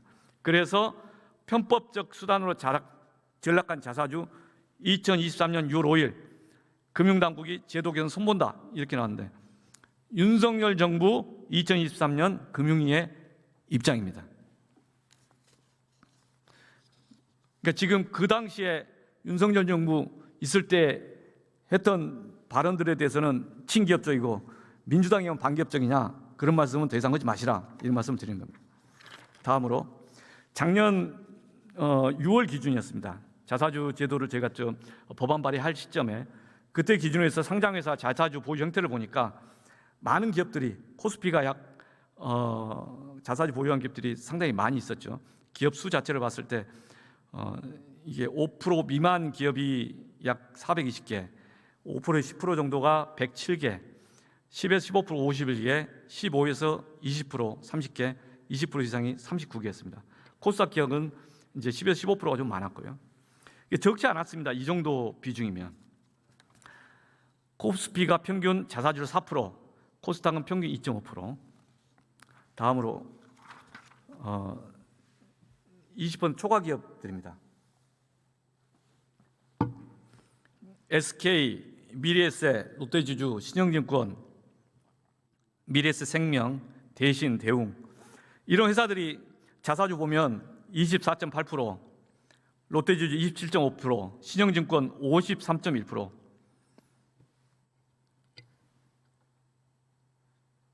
이렇게 많이 보유하는 게 당연한 거고 정상적이라고 보는가? 이 주식이 지배주주의 경영권을 보호 수단으로 사용된다고 주장하는 게 지금도 상식적으로 맞는 주장인가 한번 되묻고 싶습니다. 다음에 코스닥 회사. 코스닥도 보면은 메커스라고 하는 데는 52.8% 되기도 하고 인포밤이 53.7% 정말 많습니다. 이런 회사들이 있었죠. 다음으로 자사주를 왜 취득하냐에 대해서 배당 가능 이익 범위 내에서 취득할 수 있다라고 허용을 하고 있고, 그게 배당 가능 이익 범위 취득한다는 것은 실은 취득해서 배당금으로 줄 것을 자사주를 소각하는 방식으로 이제 주주환원한다 이런 것이겠죠. 그래서 배당금과 자사주 매입을 합쳐서 총주주 환원이라고 하는 식으로 제도화시키자라는 주장도 작년에 배당수 분리과세 논쟁 과정에서 나왔었습니다. 매입하는 것 자체가 나쁜 것이 아니고 매입해서 갖고 있을 수도 있고 소각할 수도 있는 거죠. 그러나 이제 누가 결정권을 갖느냐 문제고. 그다음 특정 목적에 의한 취득, 그러니까 합병이나 영업 양수도 또는 권리 행사, 단주 처리, 주식 매수 조건 행사 과정에서 취득하는 걸 다 합쳐서 특정 목적에 의한 취득이라고 합니다. 이 둘 중에 하나가 이제 포함이 되는 거겠죠. 다음으로 저희가 작년 가을부터 대한상의 또는 여러 경제단체들을 만났었습니다. 그리고 많은 제안도 들었고 논쟁도 했었고 또 설득도 했었고 또 이제 저희들한테 개별적으로 개별 기업에서 의견을 주시기도 했습니다. 서로가 이해하고 논쟁하는 과정이기도 해서 그 일일이 개별적인 걸 이제 소개하기는 그렇고 저희가 경영 대한상의에서 제안했던 것들 문제점 자사주 소각을 하게 되면 취득 요인 감소로 주가 부양에 악영향이다. 이제 과연 그런가에 한번 좀 논쟁이 있었고요. 그다음에 대다수의 국가에서 주요국 대다수는 자기 주식의 보유와 처분을 허용하고 소각을 의무하지는 않는다. 그러니까 소각을 왜 굳이 의무하냐 이런 질문도 있었고요. 기업 구조조정 사업 재편을 저해한다라는 비판도 있었고 자본 감소를 하면은 사업 활동에 제약이 있다. 신주 발행하면 주주에게 불리한 상황이 발생한다. 요건 좀 제가 이해가 안 되는데 경영권 위협에 무방비 노출된다. 이것도 제가 동의하지는 않는 지점이었고요. 그다음에 제게 논쟁을 했던 게 기업의 현금 자산 절반을 태우라는 자사주 강제 소각법 이런 사설도 있었습니다. 그래서 이 지점에서는 저희가 한번 이런 자리에서도 토론을 한번 해야 될 주제인데 저희들 생각은 이렇습니다. 회사가 돈이 필요하면은 유상증자를 하게 됩니다. 즉 신주를 발행하는 거예요. 통상적으로 신주를 발행해서 돈을 모으는 거죠. 다만 회사의 가치가 이 주식수가 많아지면 희석화되는 거니까 유상증자의 규모도 좀 한정이 되어 있습니다. 무조건 다 되는 건 아니죠. 회사에 유상증자를 할 수 있는 것처럼 뭐 몇 가지 쭉 왔다 갔다 하면서 돈을 좀 들어오긴 하는데 회사가 무한정으로 주식을 발행한다고 해서 다 그 주식이 인수되는 건 아니지 않습니까? 자사주도 마찬가지입니다. 자사주가 취득되면 다시 자사주는 회사가 갖고 있는 거 아니에요. 미발행 주식과 같은 겁니다. 미발행 주식인데 그걸 현금이라고 지금 일방적으로 이야기하는 거지 않습니까? 그게 계속 뭐 대동강물에 팔아먹던 봉익 김선달처럼 회사가 무슨 자사주든 신주든 계속 팔기만 하면은 시장에서 받아주고 돈을 주는 그런 건 아니지 않습니까? 즉 자사주를 자산이다, 재산이다, 현금 자산을 채운다. 이것은 이건 사실 호도하는 표현이라고 생각했습니다. 그래서 직접적으로 이건 동의하지 않는다 이런 말씀을 드렸습니다. 몇 개 각국의 입법례인데 자사주의 권리는 없다라는 점에서 많은 나라들이 그렇게 이야기를 합니다. 그리고 미발행 주식으로 처리하기도 하고 사실상 강제 주식 소각과 같은 효과를 내는 제도도 있습니다. 그래서 실제 우리나라는 자사주가 권리가 있냐 없냐에서 본래 없는 것인데 이상하게 실무적으로 어떤 시행령이고 무슨 관행들이 이상하게 쌓여갖고 마치 자사주 마법이 있었고 그것이 2024년도부터니까 계속 비판받아서 더 이상 이 자사주 마법을 지켜달라 계속 해달라 그런 주장들은 지금 사라지고 있습니다. 이번에 저희들 제3차 상법 개정안에는 자사주 마법은 안 된다 이걸 좀 명시한 거고요. 소각의무를 하기도 하고 안 하기도 하고 그렇습니다. 그 다음에 기존 주주에게 신주유수권을 보장할 것인가는 입법적인 차이가 있습니다. 그 다음에 제3자 처분할 경우에는 주주의 비례적 이익을 보장해야 된다. 근데 실제 이사의 주주에 대한 충실의무가 제대로 작동되면 이게 다 비례적 이익을 보호해야만이 되는 것이고 충실의무가 일반적으로 인정된다고 보면은 이 문제는 큰 차이는 없다고 봅니다.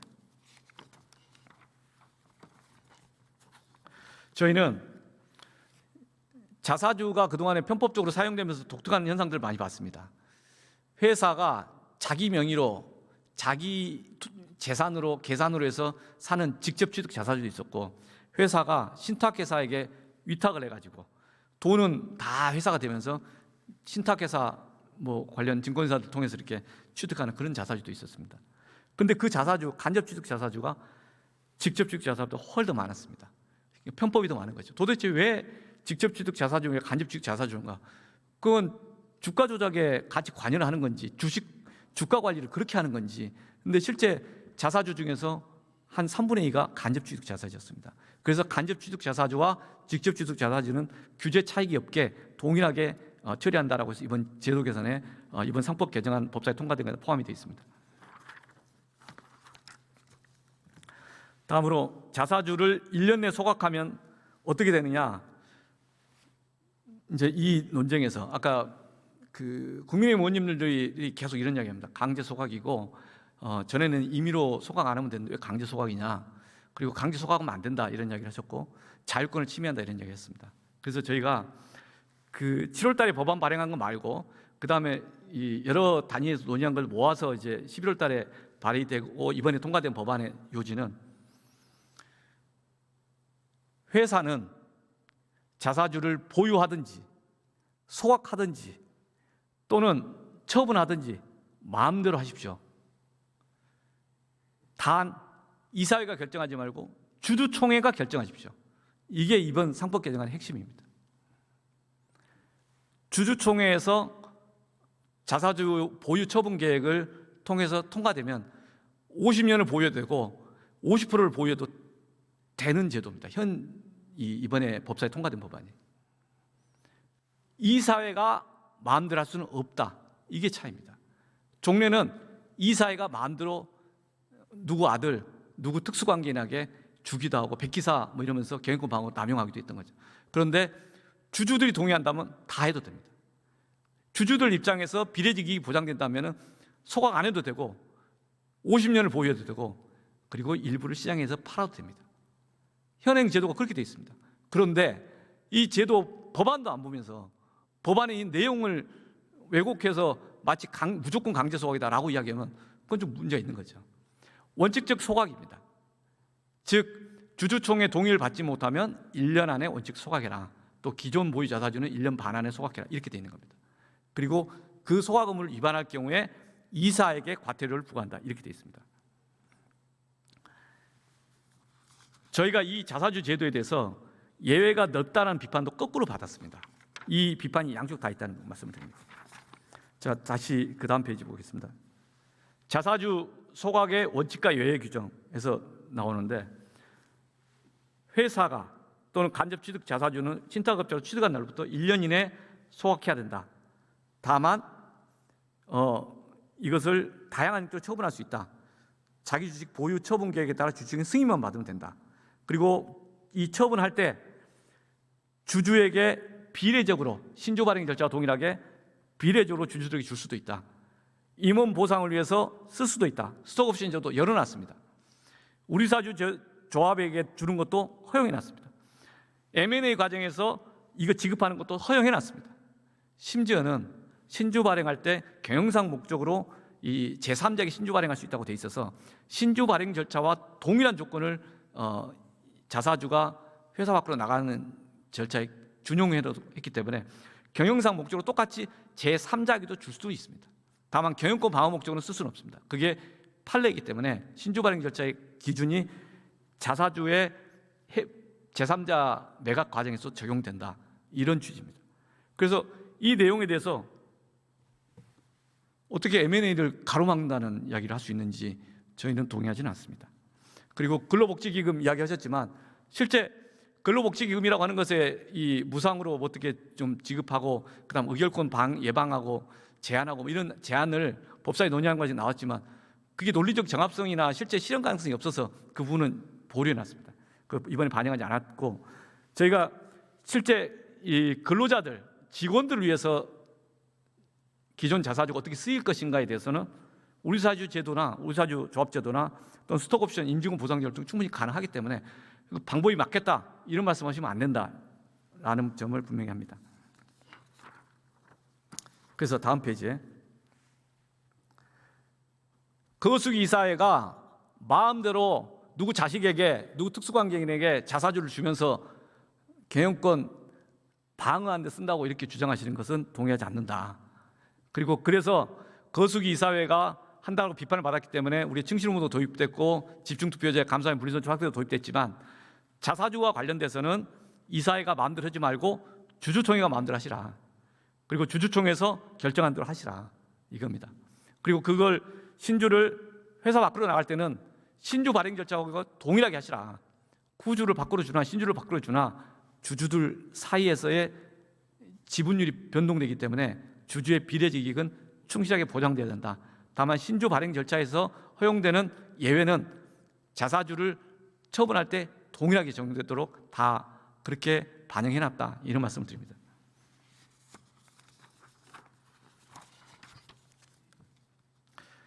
기존 자사주, 신규 자사주 취득에서 신규 자사주를 1년 안에 소각하는 것에 대해서 지금까지 법안 논의하면서 그걸 반대한다는 이야기는 없었습니다. 실제 많은 기업단체에서도 이야기하시면서 그걸 반대하지는 않으셨습니다. 기존 자사주의 이 소각 기간을 좀 늘려달라는 주장은 있었습니다. 그런데 저희들도 그 논쟁을 하는 과정에서 실제 주주총회 동의 받으시면 됩니다. 그리고 주주총회에 설득을 하실 수 있지 않겠습니까? 여러 가지 방법들이 있지 않습니까? 그리고 작년 7월부터 해서 지금 사실상 8개월 이상 7개월 정도 이게 논의를 하면서 차분히 그런 시간적인 경과가 있었지 않습니까? 그래서 그때 기준으로 보면 사실상 2년 정도의 시간이 주어진 겁니다. 그리고 지금 한다고 해서 바로 시행된 건 아니지만 이후에도 주주총회는 언제든 임시 주주총회를 통해서 할 수 있는 거니까 1년에 한 번이 아니고 실제 지금부터 1년 반이면 그 안에 한 2번, 3번 필요하면 언제든지 준비될 때 임시 주총 하시면 됩니다. 이런 말씀을 드립니다.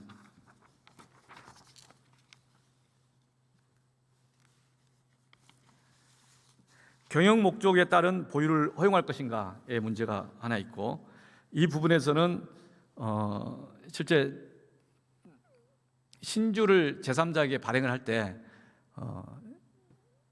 정관회가 명확한 규정이 있어야만이 이 제3자에게 발행을 할 수가 있습니다. 그 정관 변경을 위해서는 주주총회 특별 결의가 필요합니다. 똑같이 자사주를 제3자에게 할 때는 정관의 변경과 같은 절차를 거쳐야 되고, 그 외에는 주주총회 일반 결의로 하면 된다. 근데 이 지점에서 오히려 시장에서는 너무 공간이 확대된 거 아니냐, 여기가 너무 확대된 거 아니냐, 그런 비판도 저희들은 받고 있는데, 저희들이 그 비판을 하신 분들에게 드리는 말씀은 결국 신주 발행 절차와 동일하게 하는 것에 대한 그 원칙적 기준에 대해서는 서로 이해할 수 있는 거 아닌가, 그리고 그 기준보다 더 확대된 건 아니기 때문에 여기까지는 부득이하다, 이렇게 말씀을 드렸습니다. 다음으로 경영권 방어 수단이 필요하냐에 대해서, 경영권 방어 수단이라고 하는 그 말 속에 갖고 있는, 아까 말씀드렸지만 기존의 자사주 남용을 또 하겠다는 거니까 군림하는 경영 성과도 없고 오히려 회사에게 손해 내지는 큰 도움이 안 되는데 계속 버티겠다고 하는 것이어서 군림하기 위한 수단을 달라는 것인데, 그런 점에서 더 논쟁할 필요는 없는 거 아닌가 싶습니다. 적절하지 않다, 이렇게 봤습니다. 여기까지가 저희가 쭉 그 자사주 제도에 대한 일반적인 논쟁 지점 내지는 말씀이었습니다. 제가 한두 가지 좀 더 말씀을 좀 드리겠습니다.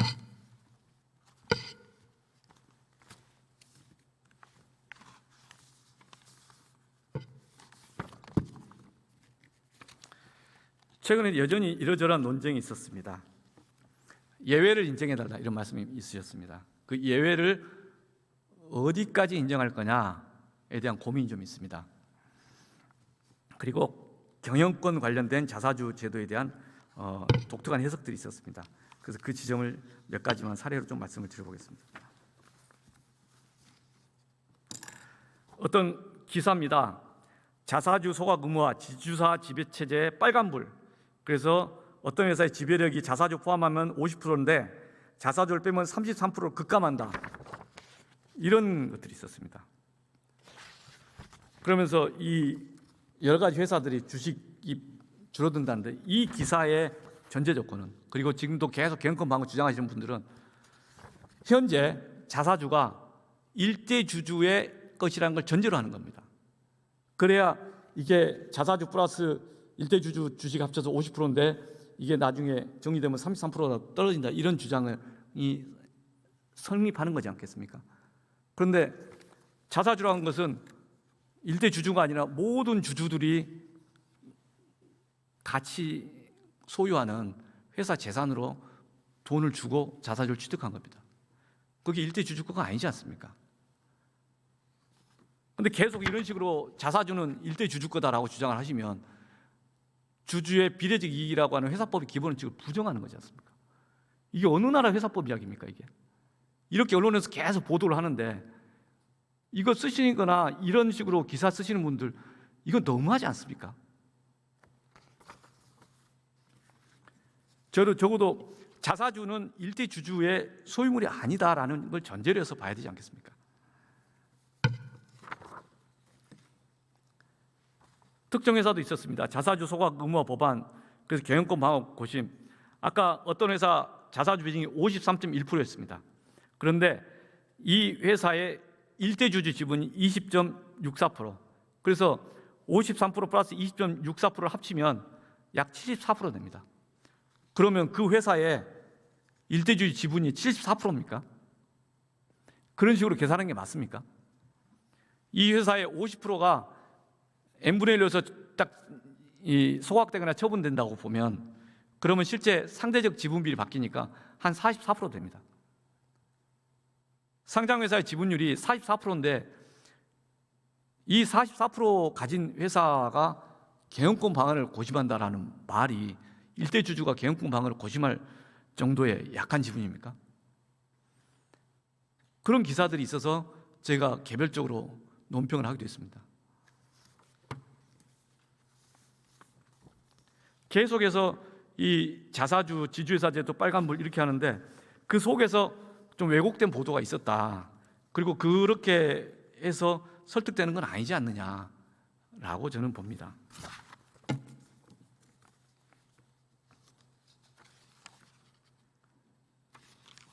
실제 많은 지주회사들, 승계를 앞둔 많은 지주회사들의 PBR이 낮다, 이런 보도들이 있습니다.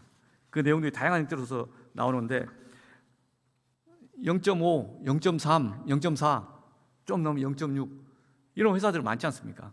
특히 그런 회사들이 지주회사가 많지 않습니까? 의도적으로 주가 누르기 하고 있다라고 저희들은 비판을 좀 하고 있지 않습니까? 그런데 그 회사가 의도적으로 주가 누르기 하고 있는데 자사주에 대해서 갖고 있으니까 경영권 방어를 썼는데 그게 편법인데 그 편법을 계속 쓰게 해달라. 결국 자사주 개혁하지 말라. 그리고 그 회사의 제대로 시장에서의 가치평가 기능, 적대적 M&A는 무조건 안 된다, 이런 거지 않습니까? 근데 그렇게 하는 게 맞겠습니까? 일본에서는 충실의무 도입 이후에 M&A 가이드라인을 만들었습니다. 그래서 지금 법무부도 비슷하게 가이드라인을 만들고 있고 발표하려고 예정입니다. 이후에 그 가이드라인을 진화시키면 서로가 계속 제도 개선해야 됩니다.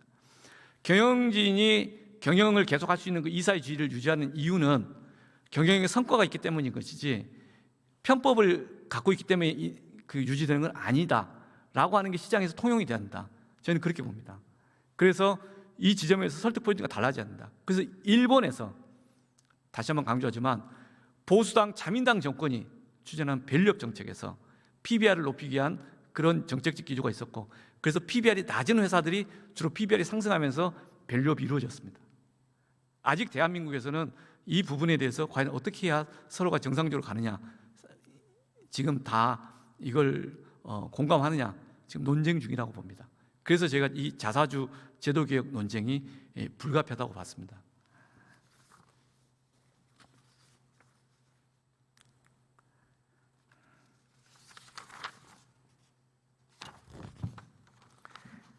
작년에 7월, 10월 말쯤에 이제 기사입니다. 한 거래소 자료인데 코스피 개별 기업 PBR 분포 보면 PBR 1 미만인 기업이 거의 한 60% 70% 됐습니다. 지금 좀 줄어들겠지만 여전히 대한민국은 일본보다도 PBR 1 이하인 기업들이 더 많습니다.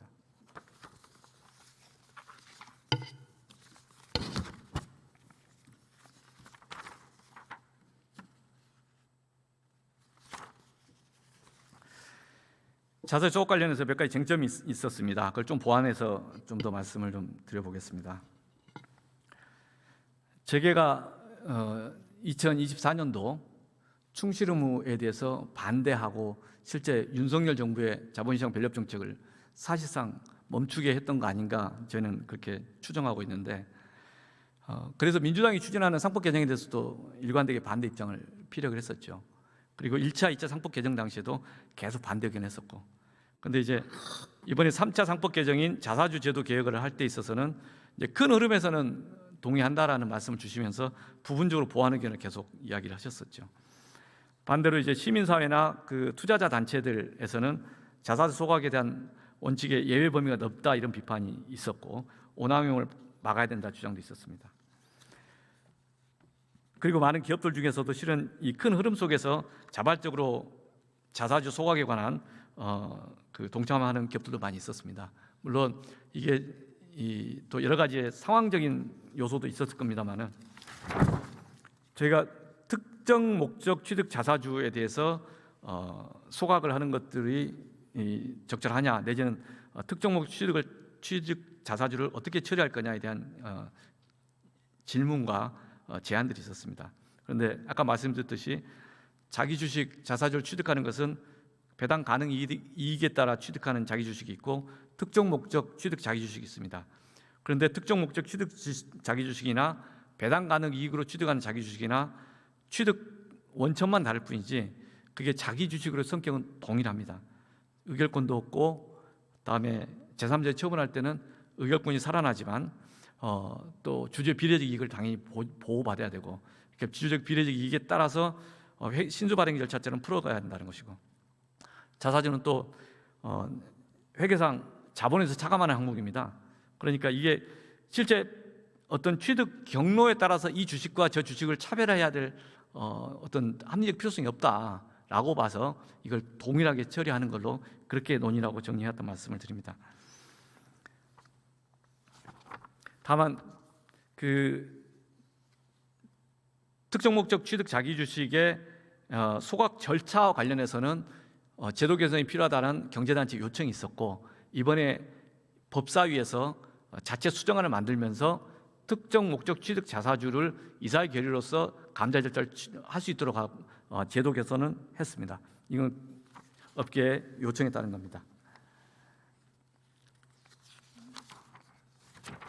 다음으로 법령상 외국인 소유 한도 지분이 정해진 경우에 이 주식은 어떻게 할 것인가에 대한 질문도 있었습니다. 그리고 실제 법안 발의도 있었고 그래서 이 지점에서는 특정 회사가 있는데 그 회사 지분이 외국인의 경우는 49% 이내여야 되고 그런데 실제 49%는 또 보유하고 있고 자기 주식이 2.46%를 갖고 있어서 2.46% 소각할 경우에 실제 외국인 소유 지분 한도를 초과할 수가 있어서 이 경우에 한해서는 법 시행 당시에 초과하는 지분은 소각 의무 대신에 처분하도록 3년의 기한을 주고 처분하도록 바꿨습니다.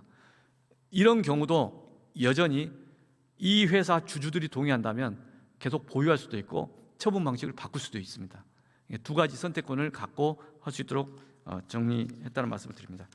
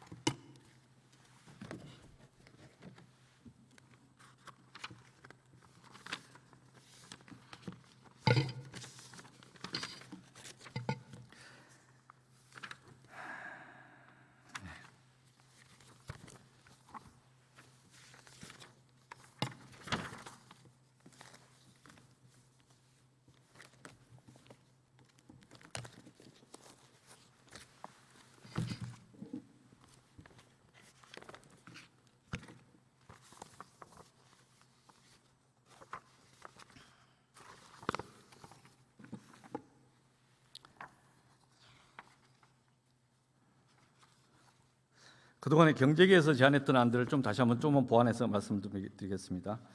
일단 특정 목적 취득 자사주 배제에 대해서 자발적 비자발적 용어를 했는데 그 용어 자체는 적절하지 않았다라고 봐서 특정 목적 취득 자사주, 배당 가능 이득 취득 자사주를 구분해서 절차적 차이가 없이 갈 수밖에 없었다는 거고요. 외국인 지분 규제 적용 산업에 대한 자사주 소각 의무 면제에 대해서는 부칙으로 해서 그걸 반영을 좀 했다는 말씀드리고 그다음에 M&A 방어 수단, 경영권 방어 수단 얘기했는데 자사주 자체를 이게 최대 주주 지배권 강화에 활용하는 것, 즉 그게 남용이고 변칙 편법인데 그 편법을 계속 해달라고 하는 취지여서 그 지점은 지금 고려 대상은 아니다 이렇게 봤고요.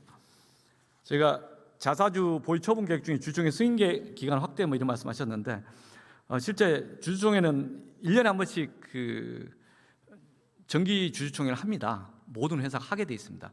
그러니까 그 주총할 때마다 한 번씩 그 회사의 분기 보고서, 반기 보고서, 또 회사의 모든 자산에서 외부 감사를 받아갖고 외부 감사 받은 것들을 계속 보고하게 돼 있습니다.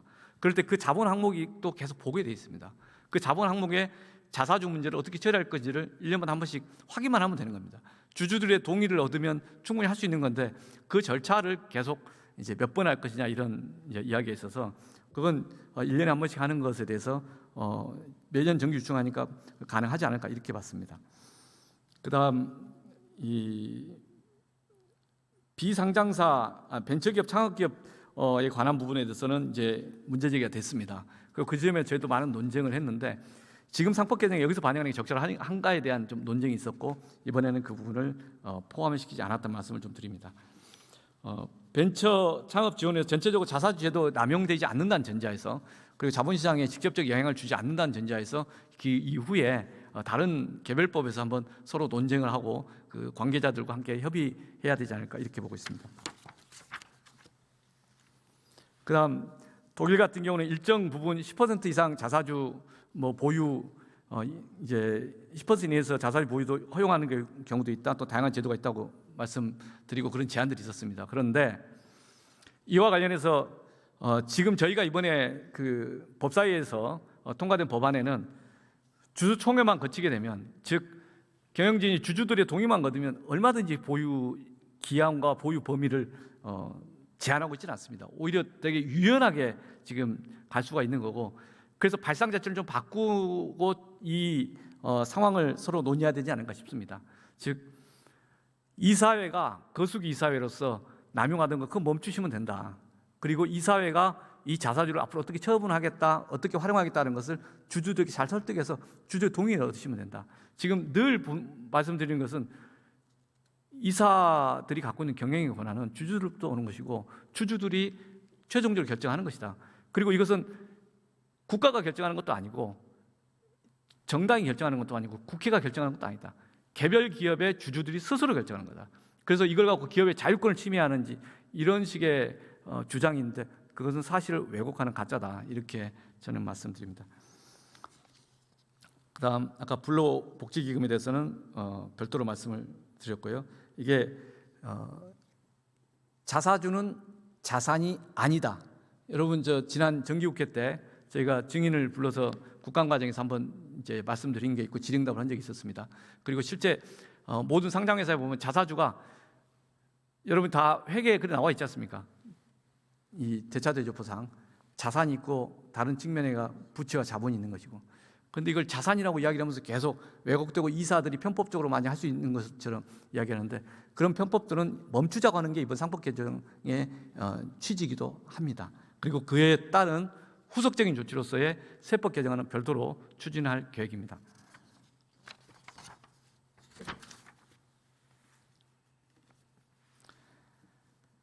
신기술 도입, 재무구조 개선 등 경영상의 목적을 경영상 필요가 있다면 그러한 경우에도 정갈의 근거 규정을 둔다면 제3자에게 처분할 수 있다. 이게 이제 신주 발행에서 제3자 처분에 대한 현행 상법 규정입니다. 그와 동일하게 우리들 이 현재 법사위를 통과한 법안에는 이런 내용이 있습니다. 그리고 그에 따라서 처분하게 되어 있습니다. 다음 이제 자사주에 대해서 가장 중요한 것은 이 자사주를 이사회가 임의로 제3자에게 줄 수는 없다. 꼭 주주의 비례적 이익을 보장해야 되고 신주 발행 절차처럼 만약에 주주의 비례적 이익을 침해하는 그리고 법적으로 허용되지 않는 것에 하게 되면 어떤 주주들 간에 신주 발행 무효소처럼 자사주 처분에 관한 민사적 절차를 작동되게 할 수 있을 것이다. 그래서 그 처분이 쉽지 않을 것이다. 이렇게 봅니다. 즉 자사주는 더 이상 일대 주주의 전유물이 아니다라는 취지로 제도가 설계되어 있다. 이런 말씀을 드립니다.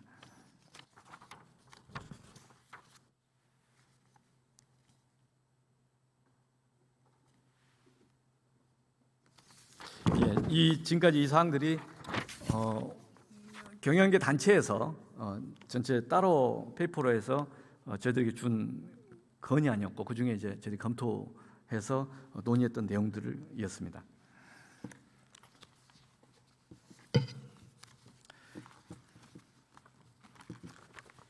예, 좀 이제 마무리하겠습니다. 지금까지 저희가 자사주 제도를 왜 하는가 또는 자사주 제도와 관련된 어떤 상황 인식을 하고 있는가 이런 말씀들을 좀 순차적으로 드리고 있습니다.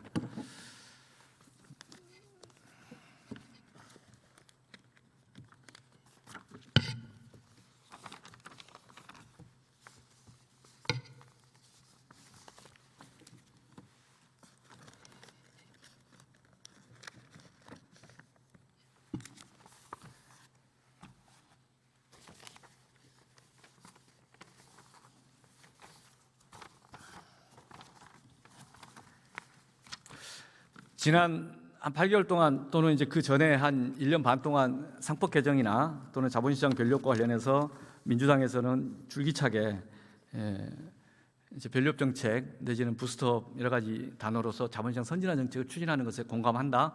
그리고 이걸 주도적으로 하자라고 말씀을 드렸습니다. 그리고 지금 현재 이재명 정부나 민주당 정책이 추진하는 정책 중에 많은 부분이 윤석열 정부가 추진하고 있던 정책과 거의 80~90%는 비슷합니다. 그리고 일본에서 보수당인 자민당 정권이 추진하고 있는 그런 정책이 상당 부분 유사한 겁니다. 그래서 국민의힘 의원님들, 국민의힘 지지하시는 분들 다시 한번 생각해 봅시다. 지금 민주당이 추진하고 있는 자본시장 선진화 정책, 이 3차 상법 개정을 포함해서 이게 반시장적입니까? 반기업적입니까? 이게 사회주의적 정책입니까? 오히려 지금 민주당이 추진하고 있는 자본시장 선진화 정책을 가로막는 게 반시장적 정책 아닌가요?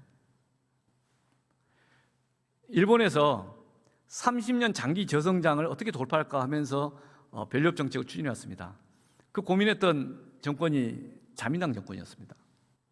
대한민국이 지금 잠재 성장률이 5%, 3% 떨어지면서 지금 2%대 지금 이 저성장을 좀 돌파해 보자. 그러면서 혁신 성장을 해보자. 혁신 기업 중심으로 해서 그런 기업들이 더 잘 자본시장을 활용해서 가도록 하자. 이런 문제의식을 갖고 시작했던 정책, 이런 발상 또는 그에 따른 지배구조 개혁, 스튜어드십 코드, 상법 개정 똑같은 내용을 윤석열 정부가 하면은 친시장이고 친기업이고 이재명 정부가 하면은 반시장이고 반기업이다라고 주장을 하면 궤변 아닙니까?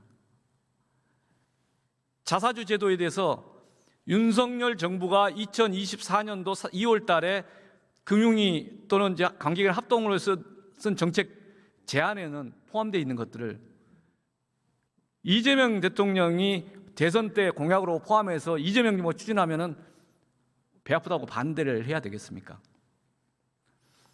지금 제3차 상법 개정 자본시장 자사주 제도 계획하는 것에 대해서 국민의힘 의원들께서 이런 제도에 대해서 필리버스터 하는 게 맞습니까?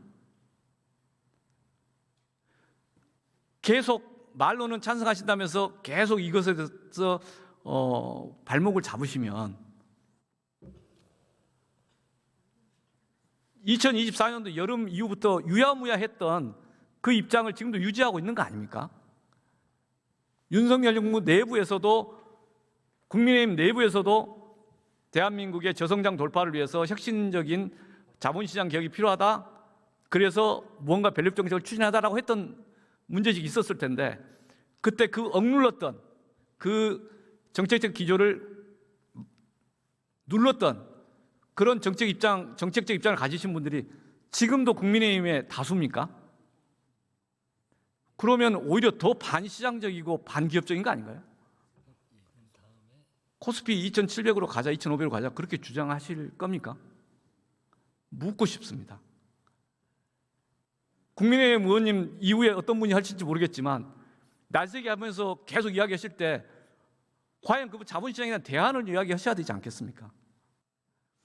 저는 정책적으로 우리 자본시장뿐만 아니라 대한민국의 저성장을 어떻게 돌파해야 할 것인가 그리고 그 자본시장 역할이 무엇인가 충분히 논쟁할 수 있다고 봅니다. 최소한 윤석열 정부에서 추진했던 것들은 그냥 같이 가면 되는 거 아니겠습니까? 서로 같이 갑시다라고 말씀을 드리는데 그게 좀 무리일까요? 저는 국민의힘 의원님들 그리고 이 방송을 같이 보는 우리 시민 여러분 자본시장 정책에 대해서 끝까지 관심 가져주십시오. 이례적으로 한 번 하고 말 정책 아니다. 그리고 적어도 지금 8개월 했는데 5년간 일관되게 가야 된다. 그래야 이 대한민국의 적어도 자본시장을 매개로 한 혁신적 기업에게 몇 가지 지렛대 역할도 할 것이고 또 기회의 사다리를 만들 수 있을 것이다 라고 봅니다. 그래서 함께 계속 관심 가져주실 것을 부탁드립니다. 저는 여기까지 토론을 마치겠습니다. 경청해 주셔서 고맙습니다.